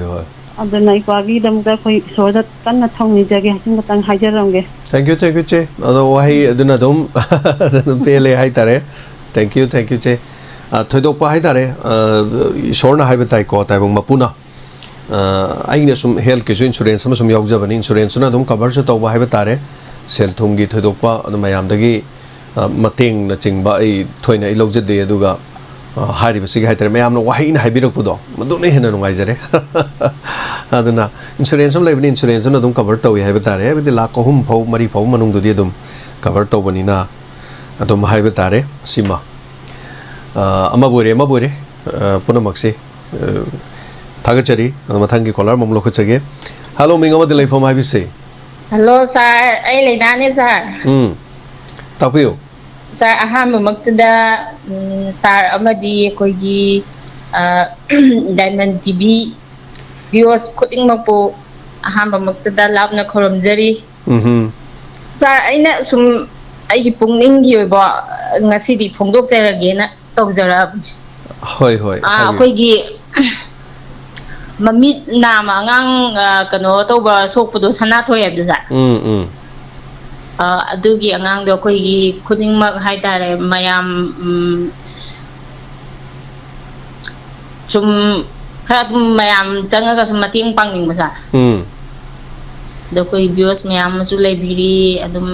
mating pangmin si mayam da ai sum thamjaning basa si khatene sa ꯊꯥꯒꯠꯆꯔꯤ ꯍꯣꯏ ꯃꯌꯥꯝꯁꯦ ꯑꯗꯨꯝ ꯃꯇꯦꯡ ꯄꯥꯡꯗꯅ ꯑꯗꯨꯝ ꯂꯥꯛꯑꯕꯅꯤ ꯑꯗꯣ ꯃꯇꯦꯡꯁꯤ ꯄꯥꯡꯃꯟꯗꯅ ꯍꯥꯏꯇꯥꯔꯦꯀꯣ ꯃꯌꯥꯝꯁꯦ ꯑꯗꯨꯅ ꯃꯇꯦꯡ ꯄꯥꯡꯁꯤ ꯍꯥꯏꯕꯁꯦ ꯑꯩ ꯍꯥꯏꯕꯗꯨ ꯉꯝꯖꯗ꯭ꯔꯕꯅꯤ ꯍꯥꯏꯇꯥꯔꯦ ꯑꯗꯨꯅ ꯑꯗꯨꯝ ꯍꯣꯠꯅꯃꯤꯟꯅꯁꯤ ꯑꯗꯨꯝ ꯀꯔꯤ ꯀꯔꯤ ꯇꯧꯕ ꯌꯥꯕꯀꯣ ꯑꯅꯥꯕꯁꯨ ꯌꯥꯝꯃꯟꯗꯅ ꯑꯩꯈꯣꯏꯁꯨ ꯔꯥꯎꯟ ꯑꯣꯏꯅ ꯆꯠꯄꯁꯤꯗ ꯊꯨꯡꯕ ꯉꯝꯗꯗꯅ ꯂꯩ ꯃꯥꯒꯤ ꯃꯅꯥꯛꯁꯨ ꯆꯠꯄ ꯉꯝꯗꯕ ꯂꯩ ꯑꯗꯨꯒ ꯑꯩꯈꯣꯏꯒꯤ ꯃꯥꯅ ꯂꯩꯕꯁꯤ ꯁꯅꯥꯊꯣꯏꯒꯤꯁꯤ ꯑꯩꯈꯣꯏꯒꯤ ꯂꯩꯃꯈꯣꯡ ꯑꯣꯏꯔ ꯃꯥꯜꯂꯦꯀꯣ ꯃꯥꯒꯤꯁꯦ ꯂꯩꯃꯈꯣꯡ ꯁꯥꯏꯠ ꯑꯗꯨꯒ ꯁꯣꯝꯒꯤꯗꯣ ꯀꯔꯤ ꯁꯥꯏꯠꯅꯦꯕ ꯂꯝꯗꯨꯅ ꯁꯣꯝꯒꯤꯗꯨꯅ ꯁꯥꯔ ꯑꯩ ꯂꯩꯅꯥꯅꯦ ꯑꯣꯀꯦ ꯑꯣꯀꯦ ꯑꯣꯀꯦ ꯂꯩꯅꯥꯗ ꯑꯩꯅ ꯔꯤꯅꯥ ꯍꯥꯏꯒꯨꯝ ꯇꯥꯔꯨꯔꯦ ꯂꯩꯅꯥ ꯑꯦꯅꯤꯋꯦ ꯑꯩꯈꯣꯏ ꯍꯣꯠꯅꯃꯤꯟꯅꯁꯦ ꯑꯗꯨꯅ ꯄꯨꯟꯅ ꯑꯩꯈꯣꯏꯅ ꯑꯗꯨꯝ ꯇꯧ ꯂꯥꯛꯑꯕꯅꯤ ꯑꯗꯨꯅ ꯀꯔꯤꯅೋ ꯍꯥꯏꯕꯗꯨ ꯑꯗꯨꯝ ꯌꯦꯡꯁꯦ ꯑꯗꯣ ꯍꯧꯖꯤꯛꯁꯤ ꯌꯥꯝ ꯅꯨꯡꯉꯥꯏꯕ ꯍꯥꯏꯒꯗ꯭ꯔꯥ ꯑꯩꯈꯣꯏꯒꯤ ꯃꯄꯥꯟꯂꯣꯝꯗꯩ ꯍꯥꯏꯇꯥꯔꯦꯀꯣ ꯉꯔꯥꯡꯁꯨ ꯑꯩꯈꯣꯏꯒꯤ ꯃꯄꯥꯟꯗ ꯁꯤꯐꯥꯏ ꯉꯥꯛꯇ ꯑꯣꯏꯕ ꯍꯥꯏꯇꯥꯔꯦ ꯁꯤꯐꯥꯏ ꯍꯥꯏꯔꯦ ꯑꯩꯈꯣꯏ ꯂꯣꯟꯗ ꯐꯣꯔꯁꯇ ꯂꯩꯕꯁꯤꯡ ꯃꯣꯏ ꯄꯨꯟꯁꯤꯜꯂꯒ 10,10,000 ꯄꯤꯔꯛꯄꯁꯨ ꯂꯩ ꯑꯗꯨ USA ꯗꯒꯤ ꯑꯩꯈꯣꯏꯒꯤ 1,13,000 ꯄꯤꯔꯛꯄꯁꯨ ꯂꯩ ꯑꯗꯨꯒ ꯑꯩꯈꯣꯏꯒꯤ ꯒ꯭ꯂꯣꯕꯦꯜ ꯃꯅꯤꯄꯨꯔꯤ ꯐꯦꯗꯔꯦꯁꯟꯒꯤ ꯇꯤꯝꯗꯒꯤ ꯄꯤꯔꯛꯄ ꯑꯗꯨꯝ ꯄꯩꯁꯥ ꯈꯔꯁꯨ ꯑꯗꯨꯝ 30,000 ꯍꯦꯟꯅ ꯂꯩꯔꯤ ꯍꯥꯏꯇꯥꯔꯦ ꯑꯗꯨꯅ ꯄꯨꯝꯅꯃꯛꯁꯤꯡ ꯑꯁꯤ ꯃꯆꯤꯠ ꯑꯩꯈꯣꯏꯅ ꯁꯤꯟꯇꯣꯛꯀꯗꯕ ꯈꯔꯁꯨ ꯂꯩꯕ ꯑꯗꯣ ꯃꯈꯣꯏꯅꯁꯨ ꯂꯤꯁ ꯑꯃ ꯁꯦꯝꯃꯛꯄ ꯍꯥꯏꯇꯥꯔꯦ ꯁꯤꯒꯤꯗ ꯆꯠꯄꯤꯌꯨ ꯁꯤꯗ ꯆꯠꯄꯤꯌꯨꯅ ꯃꯣꯏꯅꯁꯨ ꯁꯦꯝꯃꯛꯄ ꯈꯔ ꯂꯩꯔꯤꯌꯦ ꯑꯗꯨꯅ ꯃꯗꯨ ꯃꯌꯥꯝꯗꯨ ꯆꯠꯂꯒ ꯀꯔꯤ ꯇꯧꯒꯗꯒꯦ ꯍꯥꯏꯕꯗꯨ ꯑꯗꯨꯝ ꯈꯟꯅꯕ ꯇꯥꯔꯤ ꯂꯩꯅꯥ ꯍꯣꯏ ꯁꯥꯔ ꯑꯗꯨ ꯁꯥꯔ ꯑꯩ ꯃꯌꯥꯝꯗ ꯁꯨꯝ ꯀꯣꯂꯔ ꯃꯌꯥꯝꯁꯤꯒꯤ ꯁꯨꯝ ꯇꯥꯖꯔꯒ ꯑꯩꯗꯤ ꯀꯌꯥ ꯀꯩꯅꯣ ꯇꯧꯗ꯭ꯔꯕꯅꯦꯕ ꯁꯥꯔ ꯑꯗꯨ ꯉꯁꯤꯗꯤ ꯁꯨꯝ ꯑꯩꯅ ꯌꯨꯇ꯭ꯌꯨꯕꯇ ꯊꯥꯕ ꯀꯥꯟꯗ ꯑꯩꯈꯣꯏ ꯁꯥꯔꯗꯤ ꯆꯣꯡꯊꯣꯔꯛꯑꯕ ꯈꯨꯗꯣꯡꯆꯥꯕꯁꯦ ꯀꯣꯂꯔ ꯃꯌꯥꯝꯗ ꯄꯤꯕꯤꯕꯅ ꯐꯩꯌꯦꯅ ꯑꯩꯈꯣꯏꯗꯤ ꯇꯧꯖꯔꯛꯇꯕꯅꯤ ꯍꯣꯏ ꯁꯥꯔ ꯌꯥꯝ ꯅꯨꯡꯉꯥꯏꯖꯔꯦ ꯁꯥꯔ ꯐꯔꯦ ꯊꯥꯒꯠꯆꯔꯤ ꯌꯥꯝꯅ ꯅꯨꯡꯉꯥꯏꯖꯔꯦ ꯑꯩꯗ ꯑꯇꯣꯞꯄ ꯑꯣꯏꯕ ꯅꯤꯡꯉꯨꯔꯦ ꯑꯩꯈꯣꯏ ꯑꯦꯗꯃꯤꯟ ꯑꯣꯏ ꯂꯩꯔꯝꯃꯦ ꯍꯥꯏꯇꯥꯔꯦ ꯌꯥꯝ ꯅꯨꯡꯉꯥꯏꯖꯔꯦ ꯁꯔꯨꯛ ꯌꯥꯕꯤꯔꯛꯄ ꯑꯗꯨꯒ ꯃꯊꯪꯒꯤ ꯀꯣꯂꯔꯗ ꯑꯃꯨꯛ ꯈꯨꯗꯣꯡꯆꯥꯕ ꯄꯤꯖꯔꯤ ꯄꯨꯝꯅꯃꯛ ꯊꯥꯒꯠꯆꯔꯤ ꯑꯩ ꯂꯣꯏꯅꯃꯛ ꯀꯩꯅꯣ ꯇꯧꯖꯗ꯭ꯔꯒꯁꯨ ꯃꯦꯗꯝ ꯑꯅꯤꯇꯥ ꯍꯤꯖꯝ ꯍꯣꯏ ꯅꯥꯕ ꯌꯦꯛꯄ ꯍꯥꯏꯁꯤ ꯇꯥꯏꯕꯪ ꯃꯤꯑꯣꯏꯕꯒꯤ ꯃꯆꯠꯅꯤ ꯍꯥꯏꯕ ꯇꯥꯏ ꯑꯩꯈꯣꯏꯒꯤ ꯄꯣꯛꯄꯗꯒꯤ ꯌꯥꯎꯔꯛꯑꯕ ꯍꯥꯏꯕ ꯇꯥꯏ ꯑꯉꯛꯄꯅꯤꯀꯣ ꯑꯩꯈꯣꯏ ꯄꯨꯟꯁꯤꯁꯦ ꯁꯨꯝ ꯈꯜꯂꯨ ꯇꯥꯔꯒꯗꯤ ꯌꯥꯝ ꯅꯨꯡꯁꯤꯕ ꯄꯨꯟꯁꯤꯒꯤ ꯈꯣꯡꯆꯠꯁꯦ ꯑꯩꯅ ꯏꯃꯥꯒꯤ ꯃꯇꯝꯕꯥꯛꯇ ꯃꯤ ꯑꯣꯏꯅ ꯄꯣꯛꯂꯛꯄ ꯃꯇꯝꯗ ꯏꯃꯥꯒꯤ ꯇꯝꯄꯥꯛꯇ ꯍꯦꯛ ꯇꯥꯔꯛꯄ ꯃꯇꯝꯗ ꯑꯩꯒꯤ ꯏꯁꯥꯗ ꯐꯤ ꯃꯆꯦꯠ ꯑꯃ ꯌꯥꯎꯗꯦ ꯑꯩꯒꯤ ꯈꯨꯠꯇ ꯀꯔꯤꯒꯨꯝꯕ ꯄꯥꯏꯗꯦ ꯑꯩꯒꯤꯅꯤ ꯍꯥꯏꯕ ꯑꯩꯒꯤ ꯃꯤꯡ ꯐꯥꯎꯕ ꯂꯩꯇꯦꯕ ꯑꯩꯅ ꯏꯃꯥꯒꯤ ꯇꯝꯄꯥꯛꯇ ꯃꯆꯥ ꯑꯣꯏꯅ ꯐꯪꯖꯕ ꯃꯇꯝꯗ ꯑꯩ ꯈꯛꯇ ꯅꯠꯇꯦꯀꯣ ꯑꯩꯈꯣꯏ ꯃꯌꯥꯝ ꯇꯥꯏꯕꯪ ꯃꯤꯑꯣꯏꯕ ꯄꯨꯝꯅꯃꯛꯅꯤ ꯃꯇꯝꯗꯨꯗ ꯑꯩꯒꯤꯅꯤ ꯍꯥꯏꯕꯗ ꯀꯔꯤ ꯑꯣꯏꯒꯦ ꯍꯥꯏ ꯀꯥꯟꯗ ꯑꯩꯒꯤनि ꯍꯥꯏꯕꯁꯦ ꯑꯩꯒꯤ ꯁꯣꯔ ꯑꯩꯅ ꯅꯨꯡꯁꯥ ꯁꯣꯔ ꯍꯣꯟꯕꯗꯣ ꯃꯗꯨꯅꯦꯕ ꯏꯃꯥꯗꯒꯤ ꯊꯣꯛ ꯑꯩꯅ ꯄꯣꯛꯂꯒ ꯂꯩꯕ ꯃꯇꯝꯗ ꯑꯩꯉꯣꯟꯗ ꯗꯔꯀꯥꯔ ꯑꯣꯏꯔꯤꯁꯤ ꯀꯩꯅꯣ ꯑꯩ ꯍꯤꯡꯅꯕꯒꯤꯗꯃꯛꯇ ꯑꯩ ꯁꯣꯔ ꯍꯣꯟꯕꯗꯨꯅꯦꯕ ꯉꯥꯏꯍꯥꯛꯇꯪꯒꯤꯅꯤꯀꯣ ꯉꯥꯏꯍꯥꯛ ꯂꯩꯔꯒꯗꯤ ꯏꯃꯥꯗꯒꯤ ꯑꯩꯅ ꯄꯤꯕꯣꯛꯅꯨꯡꯗꯒꯤ ꯏꯃꯥꯒꯤ ꯄꯤꯕꯨꯛ ꯊꯛꯀꯗꯧꯔꯤꯅꯦꯕ ꯃꯗꯨ ꯊꯛꯇ꯭ꯔꯤꯉꯩꯗ ꯑꯩ ꯍꯦꯛ ꯄꯣꯛꯂꯛꯄꯒ ꯑꯩꯅ ꯗꯔꯀꯥꯔ ꯑꯣꯏꯔꯤꯁꯤ ꯀꯅꯥꯅꯣ ꯍꯥꯏ ꯀꯥꯟꯗ ꯑꯩꯅ ꯁꯣꯔ ꯍꯣꯜꯂꯦ ꯍꯥꯏꯇꯥꯔꯦ ꯁꯣꯔ ꯍꯣꯟꯕꯁꯤꯅ ꯑꯩꯒꯤ ꯑꯣꯏꯌꯦꯕ ꯑꯩꯒꯤꯅꯤ ꯍꯥꯏꯕꯁꯤ ꯁꯣꯔ ꯍꯣꯟꯕꯗꯨꯅ ꯑꯣꯏ ꯑꯩꯒꯤ ꯃꯤꯡ ꯐꯥꯎꯕ ꯂꯩꯇꯦ ꯃꯇꯝꯗꯨꯗ ꯑꯩꯒꯤ ꯂꯩꯔꯤꯁꯤ ꯁꯣꯔ ꯍꯣꯟꯕꯗꯨꯅꯦꯕ ꯑꯗꯨꯒ ꯑꯃꯨꯛ ꯇꯥꯏꯕꯪ ꯃꯤꯑꯣꯏꯕꯅ ꯑꯃꯨꯛ ꯑꯩꯒꯤ ꯃꯤꯡ ꯂꯩꯔꯕ ꯃꯇꯨꯡꯗ ꯑꯩꯒꯤꯅꯤ ꯍꯥꯏꯕ ꯑꯩꯒꯤ ꯃꯤꯡ ꯑꯃ ꯏꯃꯥ ꯏꯄꯥꯅ ꯊꯣꯟꯕꯤꯔꯦ ꯑꯩꯒꯤ ꯃꯤꯡ ꯂꯩꯔꯦ ꯃꯇꯝ ꯑꯗꯨꯗꯅ ꯑꯃꯨꯛ ꯇꯥꯏꯕꯪ ꯃꯤꯑꯣꯏꯕꯅ ꯁꯤꯕ ꯃꯇꯝꯗꯗꯤ ꯅꯨꯡꯁꯥ ꯁꯣꯔ ꯑꯃꯨꯛ ꯌꯥꯎꯗ꯭ꯔꯦ ꯃꯤꯡ ꯂꯩꯍꯧꯔꯅꯤ ꯍꯛꯆꯥꯡ ꯂꯩꯔꯅꯤ ꯅꯨꯡꯁꯥ ꯁꯣꯔ ꯌꯥꯎꯔꯔꯣꯏ ꯇꯥꯏꯕꯪ ꯃꯤꯑꯣꯏꯕ ꯁꯤꯔꯅꯤ ꯃꯤꯡ ꯂꯩꯔꯔꯣꯏ ꯅꯨꯡꯁꯥ ꯁꯣꯔ ꯂꯩꯔꯅꯤ ꯍꯛꯆꯥꯡ ꯂꯩꯔꯅꯤ ꯃꯤ ꯑꯃꯨꯛ ꯑꯣꯜꯂꯅꯤ ꯍꯥꯏꯇꯥꯔꯦ ꯃꯁꯤꯅꯤ ꯃꯤꯑꯣꯏꯕꯒꯤ ꯄꯨꯟꯁꯤꯁꯦ ꯌꯥꯝ ꯅꯨꯡꯁꯤꯖꯥꯅꯤ ꯄꯣꯛꯄ ꯃꯇꯝꯗꯗꯤ ꯑꯩ ꯃꯤꯡ ꯐꯥꯎꯕ ꯂꯩꯇꯦ ꯑꯗꯨꯕꯨ ꯑꯩꯒꯤꯅꯤ ꯍꯥꯏꯕꯗ ꯅꯨꯡꯁꯥ ꯁꯣꯔ ꯂꯩ ꯑꯗꯨꯕꯨ ꯁꯤꯕ ꯃꯇꯝꯗꯗꯤ ꯑꯩꯈꯣꯏ ꯃꯤꯑꯣꯏꯕ ꯄꯨꯝꯅꯃꯛ ꯃꯤꯡ ꯂꯩꯍꯧꯒꯅꯤ ꯅꯨꯡꯁꯥ ꯁꯣꯔꯗꯤ ꯂꯩꯔꯣꯏ ꯍꯜꯂꯣ ꯃꯤꯡ ꯑꯃꯗ ꯂꯩꯐꯝ ꯍꯥꯏꯕꯁꯤ Hello, sir. Good afternoon, sir. ꯇꯔꯥꯝ ꯂꯣꯛꯆꯔꯤ ꯃꯦꯗꯥꯝ ꯁꯥꯟꯇꯤ Sir, ꯑꯍꯥꯟꯕ ꯃꯛꯇꯗ ꯏꯀꯥꯏ ꯈꯨꯝꯅꯕ ꯎꯠꯆꯔꯤ sir. ꯇꯔꯥꯝ ꯂꯣꯛꯆꯔꯤ ꯁꯥꯔꯒꯤ ꯑꯅꯥꯕꯒꯤ ꯄꯥꯎꯁꯨ ꯁꯨꯝ ꯇꯥꯖꯔꯦ ꯍꯌꯦꯡ ꯑꯣꯄꯔꯦꯁꯟ ꯇꯧꯅꯤ ꯍꯥꯏꯕꯗꯣ ꯏꯁꯣꯔꯒꯤ ꯃꯐꯝꯗ ꯌꯥꯝ ꯊꯨꯅ ꯐꯕ ꯑꯣꯏꯍꯟꯕꯤꯌꯨ ꯍꯥꯏꯗꯅ ꯊꯧꯅꯤꯖꯒꯦ sir. Thank you, madam. ꯌꯥꯝ ꯅꯨꯡꯉꯥꯏꯖꯩ ꯁꯥꯔꯒꯤ ꯄꯥꯎ ꯇꯥꯕꯗꯁꯨ ꯁꯨꯝ ꯉꯁꯤ ꯂꯥꯟꯒꯤ ꯌꯥꯝꯅ ꯋꯥꯔꯕ ꯆꯔꯦꯛ ꯑꯁꯤꯗꯩꯁꯤꯗ ꯑꯩꯈꯣꯏꯒꯤ ꯏꯁꯔꯣꯗ ꯑꯩꯈꯣꯏꯒꯤ ꯆꯟꯗ꯭ꯔꯌꯥꯟ-3 ꯃꯥꯏ ꯄꯥꯛꯅ ꯄꯥꯡꯊꯣꯛꯄ ꯉꯝꯈꯤꯕꯁꯦ ꯌꯥꯝꯅ ꯅꯨꯡꯉꯥꯏꯈ꯭ꯔꯦ ꯑꯩꯈꯣꯏꯒꯤ ꯃꯁꯤꯒꯤ ꯃꯊꯛꯇ ꯑꯩꯈꯣꯏ ꯃꯩꯇꯩ ꯃꯆꯥ ꯃꯅꯤꯄꯨꯔꯤ ꯑꯅꯤ ꯌꯥꯎꯕꯤꯕꯁꯦ ꯍꯣꯏ ꯍꯥꯏꯅꯤꯡꯉꯥꯏ ꯂꯩꯇꯅ ꯅꯨꯡꯉꯥꯏꯈ꯭ꯔꯦ ꯃꯃꯥꯡꯗ ꯑꯩꯈꯣꯏꯒꯤ ꯆꯟꯗ꯭ꯔꯌꯥꯟ-3 2ꯒꯤ ꯊꯥꯒꯠꯈꯤꯕ ꯃꯇꯝꯗ ꯃꯥꯏ ꯄꯥꯛꯈꯤꯗꯕꯗꯨꯗ ꯑꯩꯈꯣꯏꯁꯦ ꯊꯋꯥꯏꯁꯦ ꯅꯤꯛ ꯌꯥꯝꯅ ꯂꯥꯎꯔꯨꯕꯅꯤ ꯁꯤꯒꯤ ꯃꯔꯛꯁꯤꯗ ꯃꯅꯤꯄꯨꯔꯤ ꯃꯆꯥ ꯑꯅꯤꯒ ꯌꯥꯎꯕꯤꯔꯝꯗꯅ ꯁꯨꯃꯥꯏꯅ ꯇꯧꯕꯁꯦ ꯏꯁꯥꯁꯦ ꯍꯥꯏꯐꯝ ꯈꯪꯗꯅ ꯅꯨꯡꯉꯥꯏꯕ ꯑꯃ ꯐꯥꯎꯏ ꯂꯥꯟꯒꯤ ꯂꯥꯜꯂꯛꯁꯤꯗ ꯁꯨꯃꯥꯏꯅ ꯑꯩꯈꯣꯏꯒꯤ ꯃꯥꯒꯤ ꯍꯧꯔꯛꯏꯕ ꯑꯩꯈꯣꯏꯒꯤ ꯔꯘꯨ ꯀꯩꯅꯣꯒꯤ ꯀꯔꯤ ꯃꯥꯏ ꯃꯃꯤꯡꯁꯦ ꯀꯩꯅꯣꯗꯒꯤꯁꯦ ꯊꯥꯡꯒꯗꯒꯤꯁꯦ ꯔꯘꯨ ꯔꯘꯨ ꯍꯣꯏ ꯍꯣꯏ ꯔꯘꯨꯒꯤ ꯑꯩꯈꯣꯏꯒꯤ ꯍꯧꯔꯛꯏꯕ ꯃꯥꯒꯤ ꯁ꯭ꯀꯨꯂꯤꯡꯁꯦ ꯑꯩꯈꯣꯏ ꯃꯅꯤꯄꯨꯔꯤꯗ ꯉꯥꯛꯇꯅꯤ ꯃꯥꯅ ꯃꯥꯁꯇꯔ ꯀꯩꯅꯣꯐꯧ ꯂꯣꯏꯁꯟꯈ꯭ꯔꯤꯁꯦ ꯌꯥꯝꯅ ꯅꯨꯡꯉꯥꯏꯖꯩ ꯑꯩꯈꯣꯏ ꯃꯩꯇꯩ ꯃꯅꯤꯄꯨꯔꯤꯗ ꯇꯝꯃꯦ ꯍꯥꯏꯔꯒꯁꯨ ꯑꯩꯈꯣꯏꯒꯤ ꯂꯦꯝꯅ ꯃꯥꯡꯕ ꯑꯝꯇ ꯅꯠꯇꯦ ꯁꯤꯗꯩꯁꯤꯗ ꯐꯅꯕꯨ ꯍꯧꯈ꯭ꯔꯒꯗꯤ ꯍꯥꯏꯕꯗꯣ ꯃꯁꯛ ꯐꯖꯅ ꯇꯥꯛꯑꯦ ꯍꯥꯏꯖꯅꯤꯡꯉꯤ ꯍꯥꯏ ꯁ꯭ꯀꯨꯜ ꯂꯥꯏꯐꯇꯒꯤ ꯑꯗꯒꯤꯗꯤ ꯁꯦꯀꯦꯟꯗꯔꯤ ꯂꯥꯏꯐꯇꯒꯤ ꯂꯣꯏꯅꯃꯛ ꯒ꯭ꯔꯦꯖꯨꯑꯦꯁꯟꯒꯤ ꯂꯥꯏꯐꯇꯒꯤ ꯗꯤ ꯑꯦꯝ ꯀꯣꯂꯦꯖꯇ ꯂꯣꯏꯈꯤꯕ MUꯗ ꯂꯣꯏꯈꯤꯕ ꯁꯦꯀꯦꯟ ꯔꯦꯡꯛꯇ ꯂꯧꯈꯤꯕ ꯃꯥꯅ ꯐꯤꯖꯤꯛꯁꯇ ꯑꯗꯩꯗꯤ ꯒꯧꯍꯥꯇꯤꯗꯒ ꯐꯥꯔꯁ ꯄꯣꯖꯤꯁꯟꯒ ꯂꯧꯈꯤꯕ ꯃꯁꯤ ꯌꯥꯝꯅ ꯆꯥꯎꯊꯣꯛꯆꯅꯤꯡꯉꯥꯏꯅꯤ ꯑꯩꯈꯣꯏꯗ ꯁꯥꯔ ꯑꯐꯕ ꯍꯥꯏꯕꯁꯤ ꯂꯦꯝꯅ ꯃꯥꯡꯗꯦ ꯍꯥꯏꯕꯗꯣ ꯁꯤꯅ ꯇꯥꯛꯏꯕꯅꯤ ꯃꯉꯣꯏꯗ ꯆꯍꯤ ꯁꯨꯛ ꯁꯥꯡꯅ ꯃꯥꯅ ꯆꯍꯤ 53ꯒ ꯃꯃꯥꯡꯒꯤ ꯆꯟꯗ꯭ꯔꯌꯥꯟ 1, 2, 3 ꯃꯥ ꯂꯣꯏ ꯅꯪꯉꯛꯄꯒꯤ ꯋꯥꯔꯤ ꯂꯤꯕ ꯌꯥꯎꯕꯁꯤꯗ ꯑꯩꯈꯣꯏꯒꯤ ꯊꯃꯣꯏꯁꯦ ꯍꯥꯏꯅꯤꯡꯉꯥꯏ ꯂꯩꯇꯅ ꯅꯨꯡꯉꯥꯏꯕ ꯐꯥꯎꯖꯩ ꯁꯥꯔ ꯃꯥꯕꯨ ꯑꯩꯈꯣꯏꯅ ꯁꯤꯗꯒꯤ ꯄꯥꯎ ꯀꯩꯅꯣ ꯇꯧꯕ ꯉꯝꯃꯨꯗ꯭ꯔꯒꯁꯨ ꯊꯥꯒꯠ ꯋꯥꯍꯩ ꯑꯁꯤ ꯐꯣꯡꯗꯣꯛꯆꯔꯤ ꯁꯥꯔ Yes. ꯍꯥꯏꯅꯤꯡꯉꯥꯏ ꯂꯩꯇꯅ ꯅꯨꯡꯉꯥꯏꯈ꯭ꯔꯦ ꯉꯁꯤꯗꯤ ꯁꯥꯔ ꯑꯅꯥꯕ ꯊꯨꯅ ꯐꯕꯤꯔꯣ ꯉꯁꯤꯒꯤꯗꯤ ꯊꯣꯏꯗꯣꯛꯄ ꯍꯥꯏꯅꯤꯡꯉꯥꯏ ꯀꯩꯅꯣ ꯇꯧꯖꯔꯔꯣꯏ ꯌꯥꯡꯅ ꯑꯊꯨꯕꯗ ꯐꯕ ꯑꯣꯏꯕꯤꯔꯣ ꯑꯩꯈꯣꯏ ꯃꯌꯥꯝ ꯑꯃꯨꯛ ꯊꯦꯡꯅꯃꯤꯟꯅꯁꯤ ꯁꯥꯔ ꯌꯥꯝ ꯅꯨꯡꯉꯥꯏꯖꯩ ꯃꯦꯗꯥꯝ ꯑꯗꯨꯒ ꯑꯩꯗꯤ ꯉꯔꯥꯡ ꯁꯨꯃꯥꯏꯅ ꯇꯧꯋꯦ ꯃꯣꯏꯒꯤ ꯆꯟꯗ꯭ꯔꯌꯥꯟ 2ꯗ ꯐꯦꯜ ꯑꯣꯏꯈꯤꯕꯅꯤꯅꯀꯣ ꯌꯥꯝꯅ ꯄꯥꯈꯠꯄꯁꯤ ꯉꯔꯥꯡ ꯃꯊꯪ ꯅꯍꯥꯟꯗ ꯑꯩꯈꯣꯏꯒꯤ ꯔꯁꯤꯌꯥꯒꯤ ꯃꯣꯏꯒꯤ ꯂꯨꯅꯥꯔ 25 ꯍꯥꯏꯗꯅ ꯃꯣꯏꯒꯤ ꯑꯃꯈꯛꯁꯨ ꯐꯦꯜ ꯑꯣꯏꯌꯦꯕ ꯁꯟꯗꯦꯗ ꯃꯣꯏꯒꯤꯁꯤ ꯐꯦꯜ ꯑꯣꯏꯕ ꯍꯥꯏꯇꯥꯔꯦ ꯃꯣꯏꯒꯤꯁꯤ ꯐꯦꯜ ꯑꯣꯏꯕꯁꯤꯗ ꯃꯣꯏꯒꯤ ꯑꯁꯇ꯭ꯔꯣꯅꯣꯃꯔ ꯍꯥꯏꯇꯥꯔꯦꯀꯣ ꯃꯣꯏꯒꯤ ꯀꯩꯅꯣꯁꯦ ꯑꯃ ICUꯗ ꯂꯩꯌꯦꯕ ꯃꯣꯏꯒꯤ ꯀꯩꯅꯣ ꯑꯍꯜ ꯑꯃ ꯍꯥꯏꯇꯥꯔꯦ ꯃꯥꯏ ꯆꯍꯤꯁꯦ 63-40 ꯁꯨꯖꯜꯂꯛꯑꯕꯅꯤ ꯃꯥꯒꯤ ꯑꯔꯣꯏꯕ ꯃꯤꯁꯟ ꯍꯥꯏꯇꯥꯔꯦꯅꯦ ꯃꯥꯁꯤ ꯊꯕꯛꯇꯒꯤ ꯄꯣꯊꯥꯖꯅꯤꯡꯉꯕ ꯍꯟꯗꯛꯀꯤ ꯔꯁꯤꯌꯥꯒꯤ ꯀꯩꯅꯣꯁꯤ ꯃꯤꯁꯟꯁꯤ ꯍꯦꯛ ꯄꯥꯁ ꯇꯧꯔꯒꯗꯤ ꯃꯥꯗꯤ ꯄꯣꯊꯥꯖꯔꯒꯦꯅ ꯈꯟꯖꯔꯀꯥꯟꯗꯨꯗ ꯃꯥꯁꯤ ꯌꯥꯝ ꯅꯨꯡꯉꯥꯏꯇꯕꯁꯤꯅ ꯃꯥꯁꯤ ꯍꯥꯔꯠ ꯑꯦꯇꯦꯛ ꯇꯧꯏ ꯍꯥꯏꯇꯥꯔꯦꯅꯦ ꯃꯥꯁꯤ ꯑꯗꯨꯅ ꯃꯃꯤꯡꯗꯨ ꯃꯥꯔꯣꯞꯁꯅ ꯍꯥꯏꯕ꯭ꯔꯥ ꯀꯩꯅꯣꯝ ꯍꯥꯏꯌꯦ ꯑꯗꯨ ꯃꯥꯁꯤ ꯔꯁꯤꯌꯥꯐꯧ ꯐꯦꯜ ꯑꯣꯏꯕꯗꯨꯗ ꯑꯩꯗꯤ